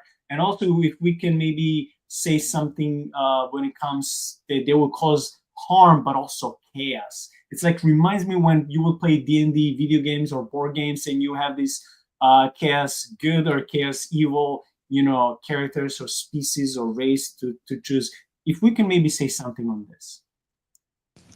Yeah, I mean, blood is fairly common among vampires, and it's because that's biblically that's where your life force is in the blood. But as far as like taking their spiritual, I mean, I was kind of thinking even like the concept of prana, which is I think that's the Hindu idea of life force. But I'm not sure if that's the where the idea of like an energy vampire comes from. I haven't really thought much about that, but it could be. I mean, this is a Greek thing. They're borrowing it from a Slavic word. I'm assuming this is fairly old, so maybe this is the first iteration of an energy vampire. Yeah, Amber reminds me of one of those, but don't tell her. Anyway, I also want to say there's so much similarity with other Eastern European, tales and folklore when it comes to like how to deal with a vampire, how to kill him. You cut off his head, you use the stake to penetrate his heart, you burn him. All these things are very typical. But I also like this type. This segment where they say that priests might perform a ritual to prevent or stop the reanimation of a corpse or to banish a Vrikolacus. And because Greeks were and are Eastern Orthodox, if this is true, that will mean that back in the days, part of priestly training would be not just typical things, chanting, sacraments, preaching, whatever. It will be also dealing with exorcism or dealing with this, supernatural forces that will be bothering the locals. And I'm like, see, now I wish there is an Eastern Orthodox priest with us on the channel so I can ask him, well, I don't think you guys are being trained or mention anything in your textbooks about that. But do you know, anything from your search of the Eastern Orthodox, history and tradition? If they would read certain books or like chant or sing certain rituals when they will be dealing with the supernatural, at least back in the past, centuries and centuries ago. I wish I can ask someone now, but if Troy is an Orthodox person, if he knows something, maybe he can tell us. If not, that's okay. I was just wondering out loud. Okay, when it comes to the cultural aspect, the Wurdulac has found its way into various forms of Greek literature and modern media, often blending traditional folklore with contemporary horror elements. Belief in Wurdulac was so strong historically that there are records of excommunications in Greece where bodies were found in states that were interpreted as signs of vampirism. For example, fresh blood in the mouth or bodies that not decompose as expected, leading to preventive or destructive actions against the undead. And I have to say, more than a year ago, maybe a year and a half ago, when we also had this segment, three of us, I think it was Jordan, Zach, and me, when we covered so many different supernatural creatures and monsters. I think it could be for the Halloween 2 years ago. We made an episode, and I think that this was when I opened that episode by reading this story of it was a lengthy story of the alleged case of vampiric traces in late medieval Serbia, and that wouldn't be necessarily credible, but because Serbia was northern part of Serbia was held by the Austrians and the south part by the Turkish or the Ottoman Empire. So Austrian authorities, when they heard that some of the locals in Serbia were complaining that they're being attacked by the undead, they sent their own officials, the whole medical team, to excavate the graves and to see what's happening. And there's a report that you can read. It's a medical report. You can find it online, where I think it's called Magia Posthuma in Latin, where these Austrians, opened some graves. They depicted them as fresh, blooded, bloated, and all these things. And if that is true, then you can forget and say, well, Eastern Europeans, South Europeans were like, so superstitious. Yeah, you can say that. But here we had scientific team, medical team from Austria, and Austria was always, more advanced than Serbia. Not always, but for the most part of its history, you cannot say that they would invent something or have any reason to lie because they were not superstitious. They went there as people of science. So I see another similarity between the vampiric stories in Serbia and now in Greece. So I just like it. Okay, I'm almost done. Today, while belief in such creatures has largely waned, the Wurdulac remains a part of cultural heritage, often revisited in discussions about folklore, horror, and the paranormal. The Wurdulac, with its rich background in Greek mythology, offers a fascinating look at how different cultures have imagined the afterlife, death, and the undead, reflecting fears and beliefs about morality, justice, and the sacredness of proper burial rites. What are your thoughts about either the whole story or at least this last segment? Yeah, so something that kind of struck me there as you were talking about the in Serbia where they exhumed those bodies, where the Austrians came and exhumed those bodies. It's interesting to me that in the more ancient churches, they have this idea of if you're incorrupt, right? So you can go and exhume a body, and if they're not decayed at all, then that has something to do with being preserved by God, which is, an interesting idea, and they probably have tons of reasons why they believe that. And from a biological chemical standpoint, I wouldn't understand why a body wouldn't break down for anything other than divine purposes. But these also aren't breaking down, and it kind of seems like you can either have this sanctification where your body doesn't break down, or whatever the opposite of that is, where you're kind of stuck in this state of more demonic occult sorcery, and so they also have a body that is not necessarily decaying. And even the ones that seem to be more skeletal and gaunt in what we've read, they don't ever just fade away. They just get stuck in that state of where they're kind of in this anorexic, anemic, pale, skeletal, monstrous structure. And so I just thought that was interesting that we have our Christian heritage tells us that a saintly body will be incorrupt in the grave, and then these people who are living in Christian lands also identify these things as being incorrupt, but in some sort of monstrous way in the grave. And so they seem to be playing on one another. Just something that I noticed that I thought was pretty interesting. Okay, I know that we prepared 20 pages in Word for tonight, but I don't know if we can even finish 10, so even half of this. But let's try at least by you reading the next story of the another German folklore. I don't know how is this pronounced, maybe Nachzechrer, and then I'll read Upirs, and we'll see if we have enough time to continue. But yeah, you can continue if you want to with the next German story. All right, the Noxerer. The Noxerer is a fascinating creature from German folklore, often likened to vampires, but with distinct characteristics and behaviors. The term Noxerer translates roughly to night waster or after eater from German.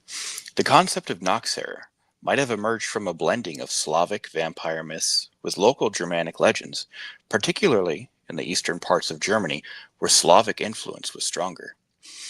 Unlike some vampire myths where the creature is often depicted as glamorous, the Noxerer typically does not change in appearance post-mortem. They look much like they did in life, but with the eerie quality of remaining uncorrupted or even appearing freshly deceased long after burial. The Noxerer is known for consuming its family members, but not by drinking their blood. Instead, it gnaws on its own shroud. It gnaws on its own shroud or the parts of its own family, which somehow causes the living relatives to waste away or die. The consumption is thought to occur within the grave, symbolizing the creature's need to prolong its existence, or perhaps out of an innate, unquenchable hunger.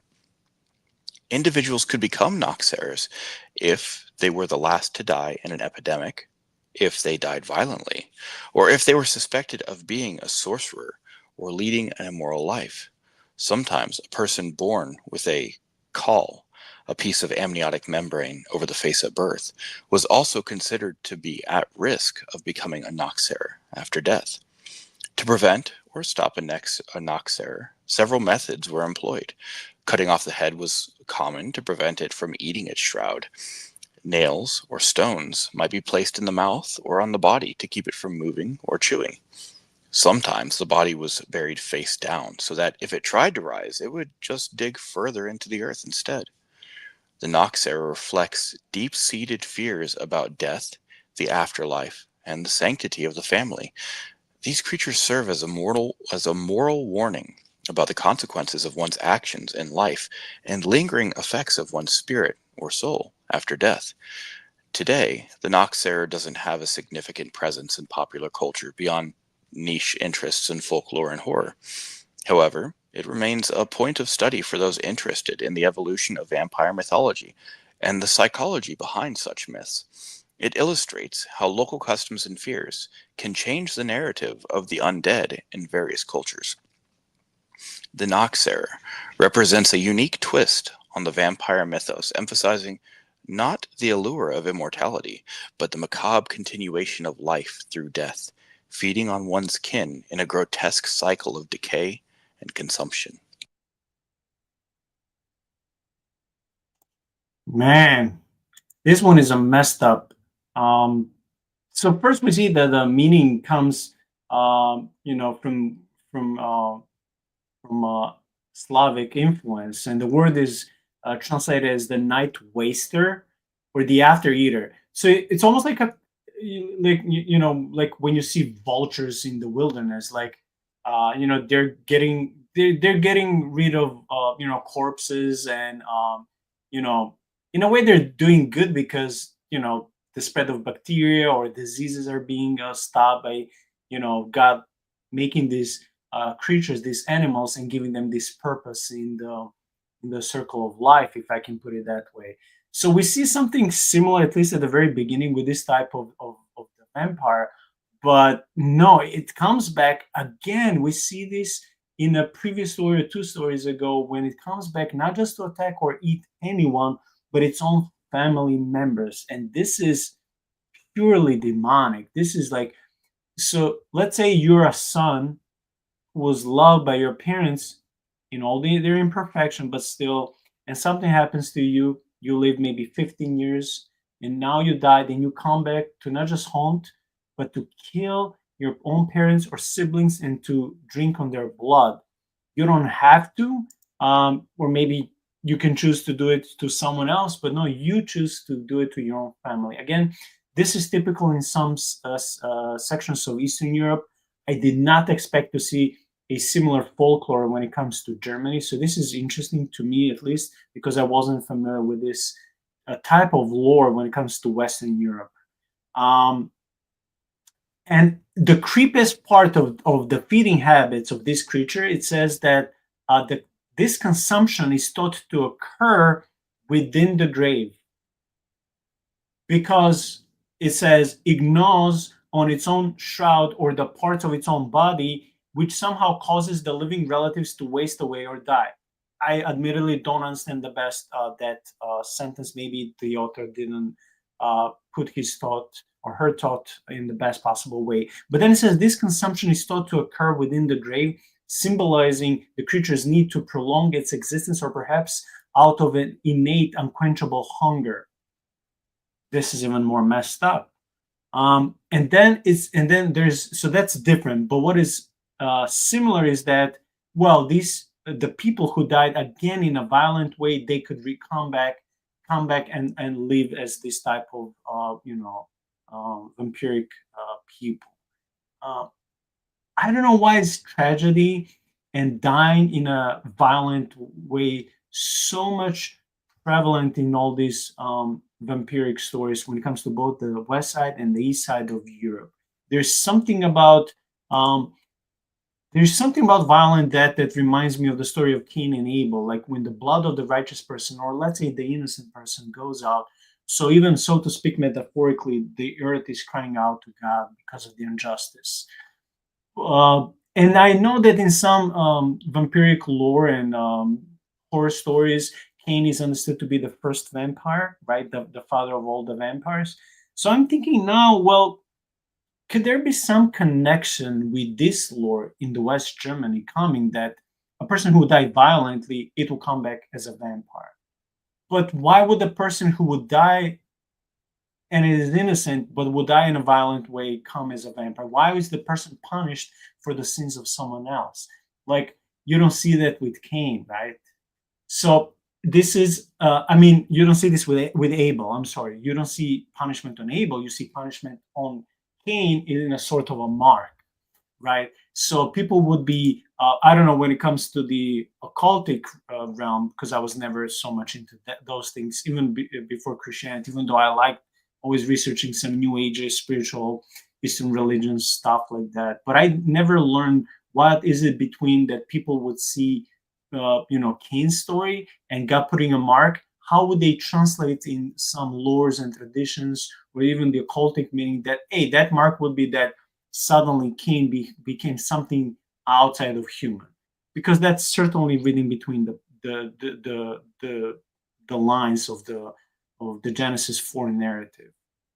So these were my thoughts that I just want to say. I don't know what would be, if you would agree or not. Yeah, just thinking about some of this, the idea of when somebody dies a very violent, tragic death, I think that there are two things that necessarily play into that. One is, at probably the time that this was written, Germany was still under, a sort of feudal lordship system, and so there were certain responsibilities of the lord to make sure that justice was done. You didn't want any abuse of power, killing people, because obviously justice will be served, and maybe these things could come back as monsters. But also, you would want to make sure that anybody who was actually guilty of a crime of killing somebody, that they were punished, because you don't want these things running around. And secondly, the eating of the family, it's weird to me, because it says that happens within the grave, but then it says that it does come out of the grave. I wonder if the first thing that it does is to eat its own burial shroud, and then it comes out of the grave. And in the eating of the shroud, the family is killed, and in some sort of corresponding way.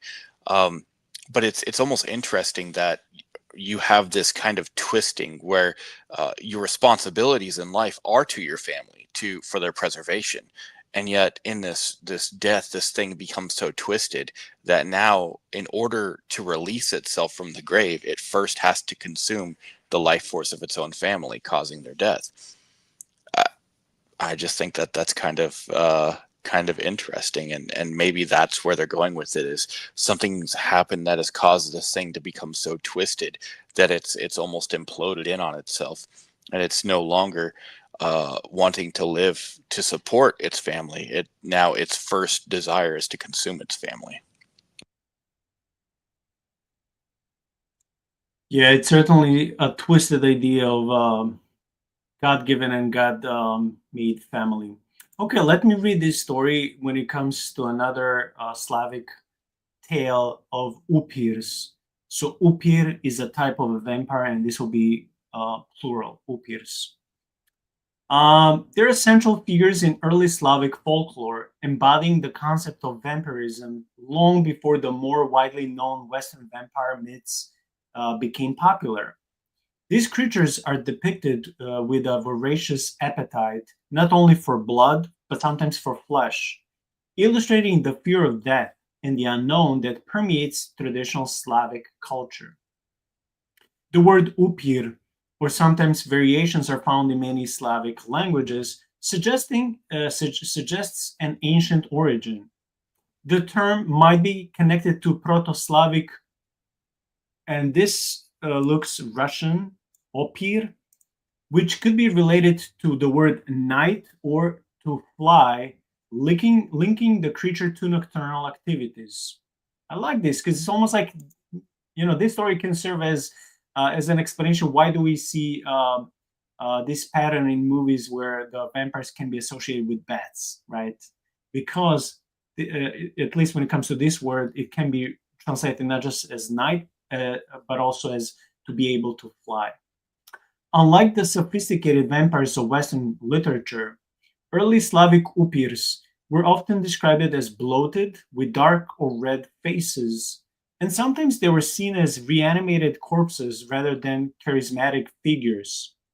Yeah, exactly, because Shaun, a couple of your stories were like lords on castles, rich people, and like in this poor eastern part of Europe, they're like regular village people who like just die and be bloated and like ugly and like smell. It's like people are having prejudices not just among the living in the West and the East, but also among the dead. That's like so messed up. Okay, they were known for their insatiable hunger, feeding on the blood or flesh of the living, so blood and flesh, which could explain diseases or sudden deaths in villages. Upirs were thought to arise from those who died violently, okay, committed suicide, were cursed or led wicked lives. In some tales, improper burial rites could also transform the deceased into an upir. This belief reflects the importance of proper burial customs in Slavic societies to prevent the dead from returning to haunt the living.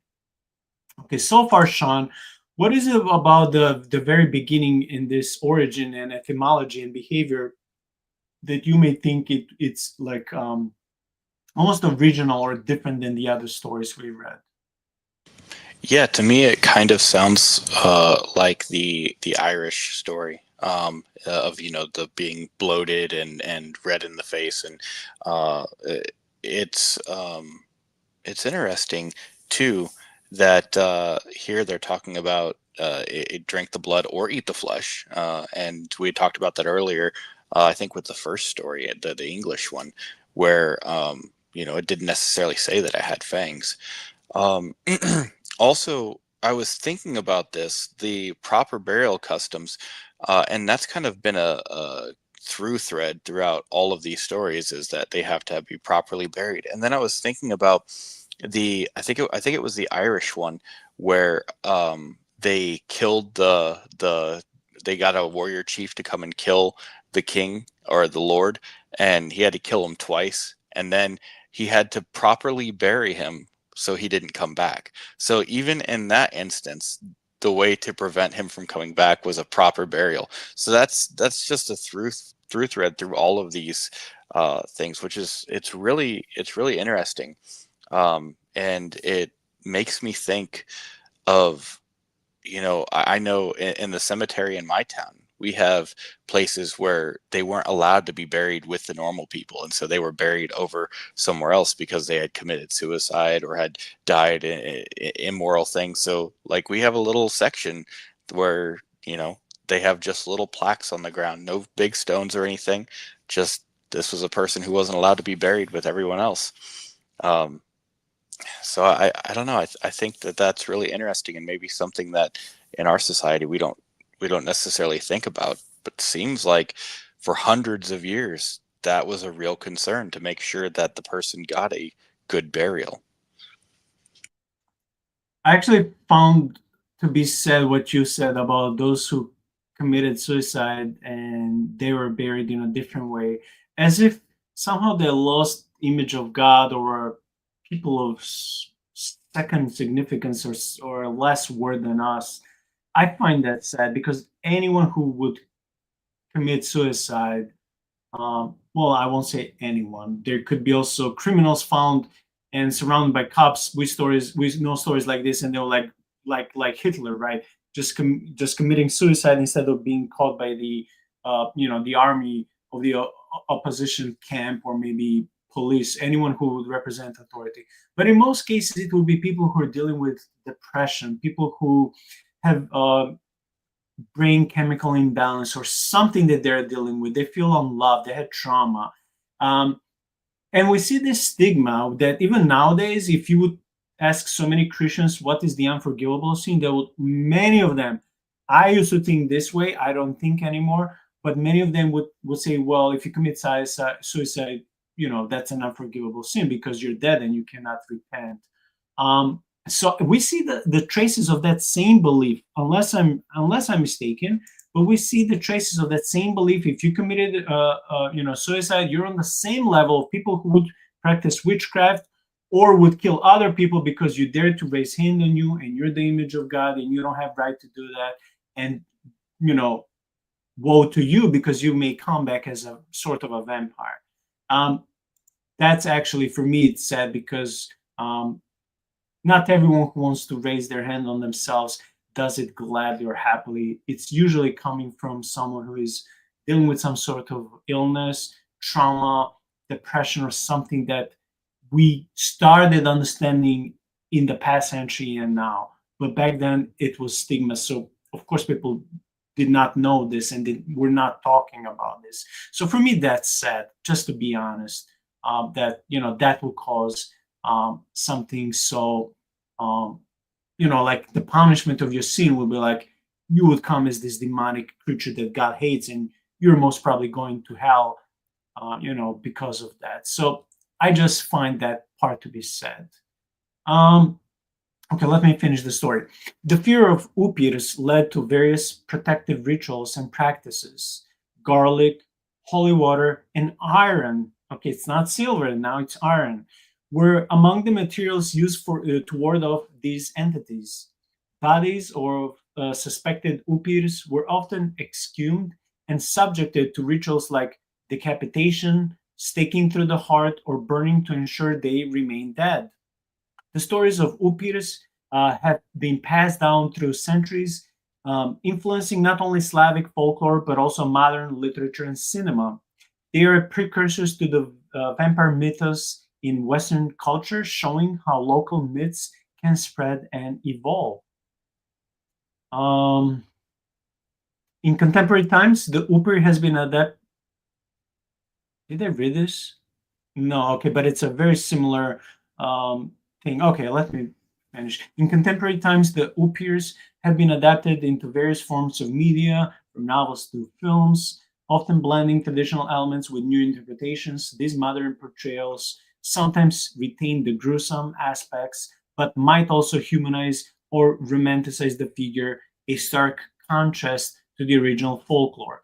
Now, when it comes to the notable legends, this is like the original vampire in Serbia, the case of Petar Blagojevic, and that's the story that everyone in Serbia knows.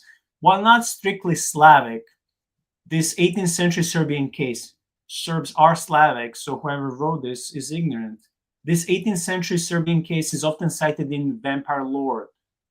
Petar Blagojevic, after his death, was accused of returning from the grave to drink the blood of his kin, leading to his excommunication.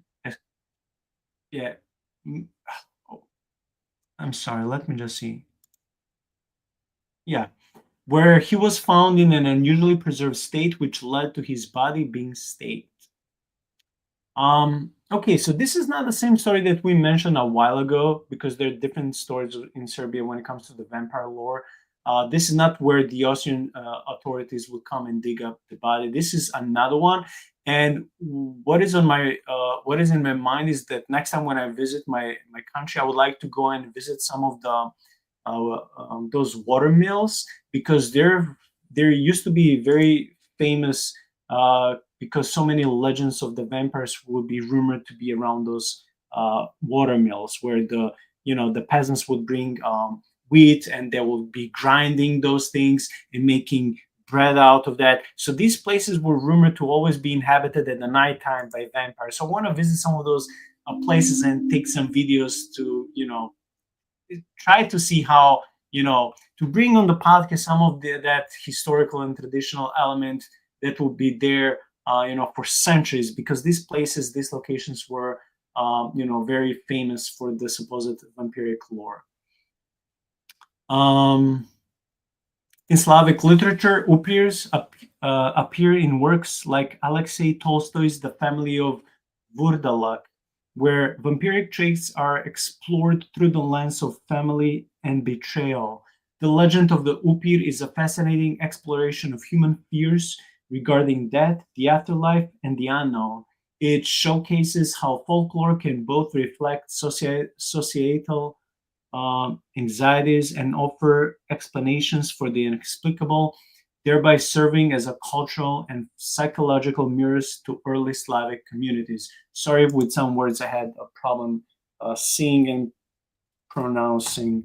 Shaun, I think it's enough for tonight, because we spent 2 hours, and surprisingly, we spent more time commenting on this story than I thought, which is perfectly fine. I thought we'll be covering easily dozens of stories for tonight, but we did 8, which is, again, perfectly fine. We can continue some other time.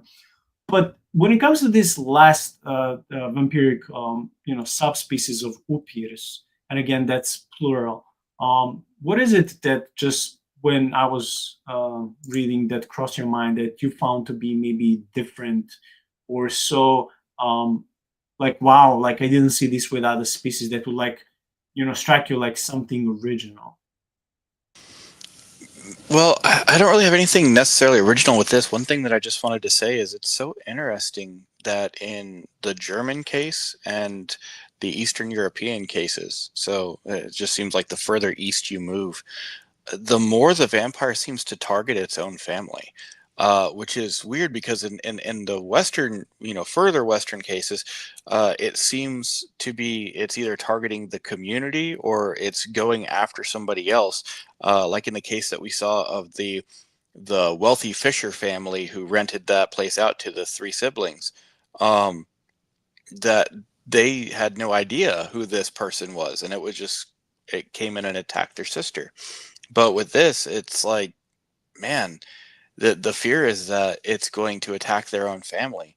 How tragic that you would be afraid of your own ancestors. But there must be something.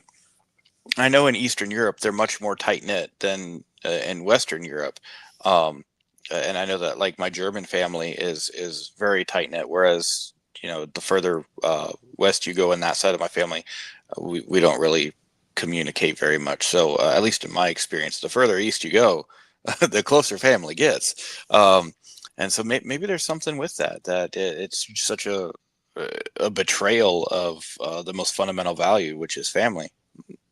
Not sure. What do you think about that? That is absolutely true because first we see that in the Bible, but we see this in African cultures, in Middle East or Arabic cultures. We see this also in the Far East that families are closer and they don't kick out their kids when they turn 18. I know here that's done usually so that kids will become supposedly mature, independent, and grow to be, not rely on their parents, which is amazing. Yes, but on the other side, it's like, you know, it's not just Eastern Europe. It's also South Europe. It's also Africa. It's Middle East. We don't just kick out your kids. Actually, in many cultures, just like in biblical times, unless you're getting married, you stay with your family until that point. That doesn't mean you're being a sort of a vampire, because we're speaking now about vampires in financial sense or in any sense to be lazy and not productive and just allowing your parents to do everything for you.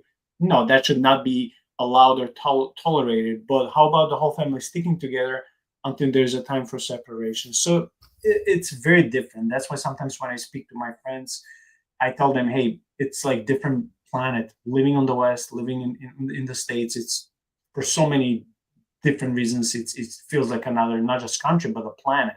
I mean, being 16 years, I got used to so many things, but still, there's so much difference in worldviews, in context when it comes to culture, history. How would you behave? What would you say? Like, well, while my dad was alive, I would go every summer and I would, try to help, to my parents. I would try to give them a few $100 every summer. My dad would be insulted. He would like, no, no, no, we're not Westerners. We're not Americans. You're not paying to stay here. This is our condo, is your condo. I'm like, Daddy, I know I'm not paying you. I just want to help you and mom. You're like, no, no, no. Ask mom if she want to take the money. I'm not taking the money. It's like, it's completely different mindset. Um, Not just in that regard, in so many different cases. And yes, family stays together. Uh, when we used to have before the beginning of the 21st century, so many companies would work 7 to 3. That means you'll be home by 4. You have lunch, and you'll be able to hang out with your relatives, cousins, and friends, and people have social life throughout the whole week. Now, because of the Western principles, we also adopt the 9 to 5, so there is less of that. But still, neighbor can tell to neighbor, hey, I'm coming for a cup of coffee. Or, especially if you don't live in huge cities, you can visit each other, your family, your members, your relatives, your cousins. You can be there in like maybe 15 to 20 minutes. You can watch a game, have food, beer, cup of coffee, and enjoy like social life throughout the week. In the West, it's not like that because we're so busy. We live in huge cities. It will take you with the traffic sometimes more than an hour. People are tired and busy for that. So I'm just saying it's a whole different culture, and I think that people living in those traditional, super traditional cultures like Eastern and South Europe, Italy, even though it's West, it's also very similar to us. African cultures, Middle Eastern, some Asian cultures. I think it's very much more closer to the biblical, especially Old Testament principles and the ways that the family would be structured. Like if your parents are dying, you would inherit and live there. But if you marry, if you cannot afford to go and buy or rent your own place, I mean, in biblical times that they were not renting, but you would just build a floor in the same house above the existing one where you would live with your family. So my people still do things like that if they cannot afford. So in different regards, I see more of that Old Testament and not just Old Testament in general, biblical values and worldviews still being in most of the world, but not necessarily in the Western part of the globe, because it's more advanced, it's different thinking, it's more being independent, it's more being liberal, it's more being um, it's much more consumeristic. I can't even pronounce properly, but you know what I mean. Society where like it's me, and I'm gonna afford, and I want to buy, and I want to live, and I want to go. And what I'm feeling like there's this sort of excitement when you turn 18 in the country like USA, but also some other Western countries. Like you want to get your car, you want to get your apartment. These are usually the signs of you being independent. But we don't see necessarily something like that in other cultures or even in biblical times, like that you would turn 18 and you get your own horse, you get your own land, you'll get your own farm. We don't necessarily see this. So it's like, you know, yeah, it's a huge difference. Yeah, we need some of that in the West for real. Like that reflects exactly. I've had conversations with my family when my mom and dad get too old to take care of themselves. They're moving in with me. When my kids grow up, if they get married, they get the master bedroom. We'll move into their room. That way we can keep the family together. Because why would we pay for separate houses? Yeah, no, I love that, and I love that that comes from a place of wisdom where they've been doing this for centuries. Because then it gives me the idea that, hey, I can look to that wisdom to figure out how do I implement this, because we don't see that in this culture.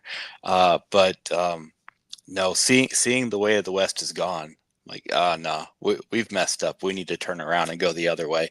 And of course, with my Germanic heritage, I really want to be close to my family.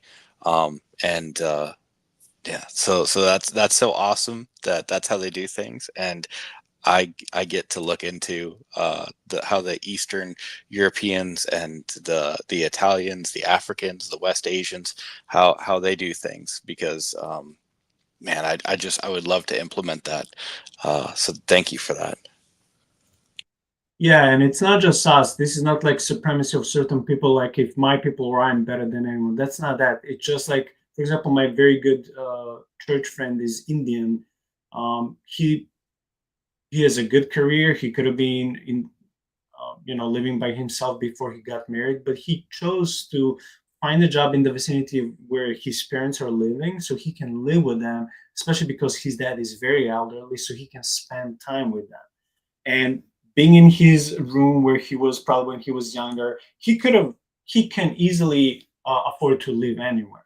He has a good career, good job, but it's in his probably in his tradition, his heritage. Like, well, why would I just want to go anywhere because of career? Why not finding a similar job where that is relatable to my college, to my education, and then being closer to my family. I also have at work this guy who is he's partial Czech and partial Irish. He makes very good money, and he also chooses to spend time with his elderly mother, who depends on him to take her to the doctor and all these things. He doesn't have to be there. He can afford easily to buy his own condo or move into a nicer place. He doesn't want to. He wants to take care of his mom. So again, we see these things in different cultures, and I love that. But that's necessarily not always taken as something good. People may laugh at you or belittle you or put you down, or you're a certain age and still with your parents. But if they don't know the context of why, you know, but also I think that people living together can also save tons of time. Let's say I have a 21-year-old child, and he or she is going to a local college and working maybe part-time, and I would tell them, listen, I would never charge also my child like they do here. I would never charge them, say, hey, now you're 21, you have to pay me. No, if they want, if it's on their heart to help with some bills, that's different. How about they're living with me and with my spouse? It can be basement, their own room, whatever, until they marry. In the meantime, all those years, they can save money. So once when they go and buy their own place when they're about to marry, that can be a blessing for them because they'll have money for the furniture, for the down payment of their house or condo. They don't have to rent and waste all that money. They can still live with me. So that's in the mentality of the so many other cultures. Like, why renting if you still have space? You can save tons of money monthly. But on the other side, I also understand that people want to be independent. Like, I'm a single guy, I live by myself.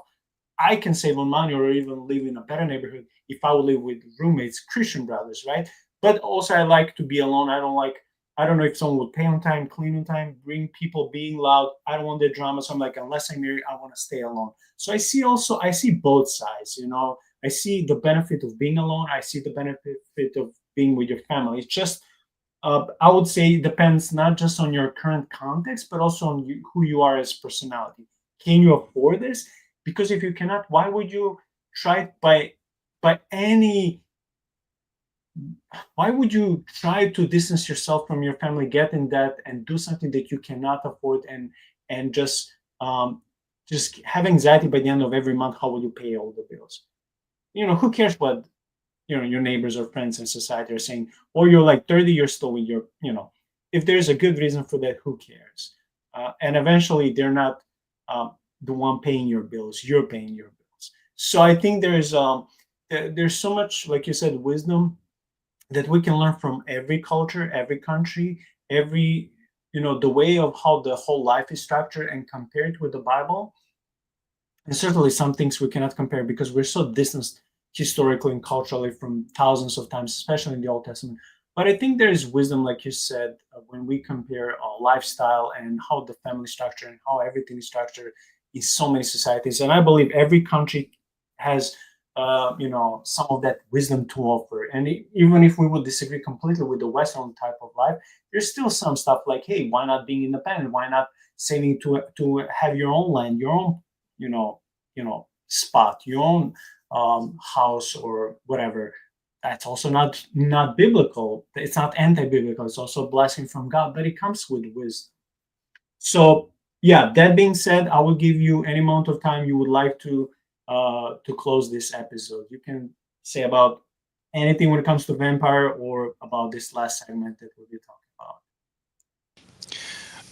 So we've discussed in this episode, we've discussed vampires. We've discussed monsters that come back from the grave.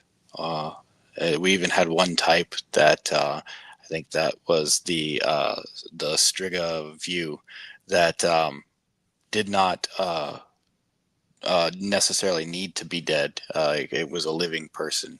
But regardless, these are all monsters. And they embody the elements of what was taboo. Sin, betraying family, the gluttonous eating of others, the stealing of that which your neighbor needs, which obviously is lifeblood, cattle, the plagues and pestilence. So all of their fears were embodied in this creature. And they may or may not be real, right? Like they said that the belief in them has waned in those areas. But what did they represent? I mean, regardless of whether or not the creature itself was tangible, what it represented, the story that it communicated, the wisdom that these stories passed down to generations was very real. And this is something that we can be edified by reading this and looking at it, not necessarily through our own eyes, but trying to put yourself in the perspective of the people who were telling the story. What was it that they were communicating to the next generation? What was it that belief in this story expected? What were you expected to provide for your neighbors because you believe in this story, that if you mistreat somebody, it will come back to you? So there's a lot in there, and of course the gospel calls us to live our lives, to not owe anything to anyone but love, to treat others the way that we would desire to be treated, to hold others as being even better than ourselves. But there are some times where I myself know that I need it. Sometimes you don't always get the carrot of, hey, let's go and do this and it would be nice. Sometimes you need the stick to, give you a good thump and say, look, if you don't do this, this negative thing is going to happen. And maybe that's the part that this story played, was holding this culture together and saying, not only are we striving towards this, because it's in the Bible, it's in the gospel, and you hear it every Sunday, but if you don't, and you want to consider yourself to be different, separate, you want to be an individual, that's fine, because this will happen to you. And so maybe we can see this as a cautionary tale of what happens when you decide to do things your own way and only care about yourself, that you end up, in a very real sense, becoming the monster. Well, thank you so much for the very pastoral, spiritual, and wise conclusion. I would just invite everyone to please keep subscribing and liking videos, commenting. It helps the algorithm.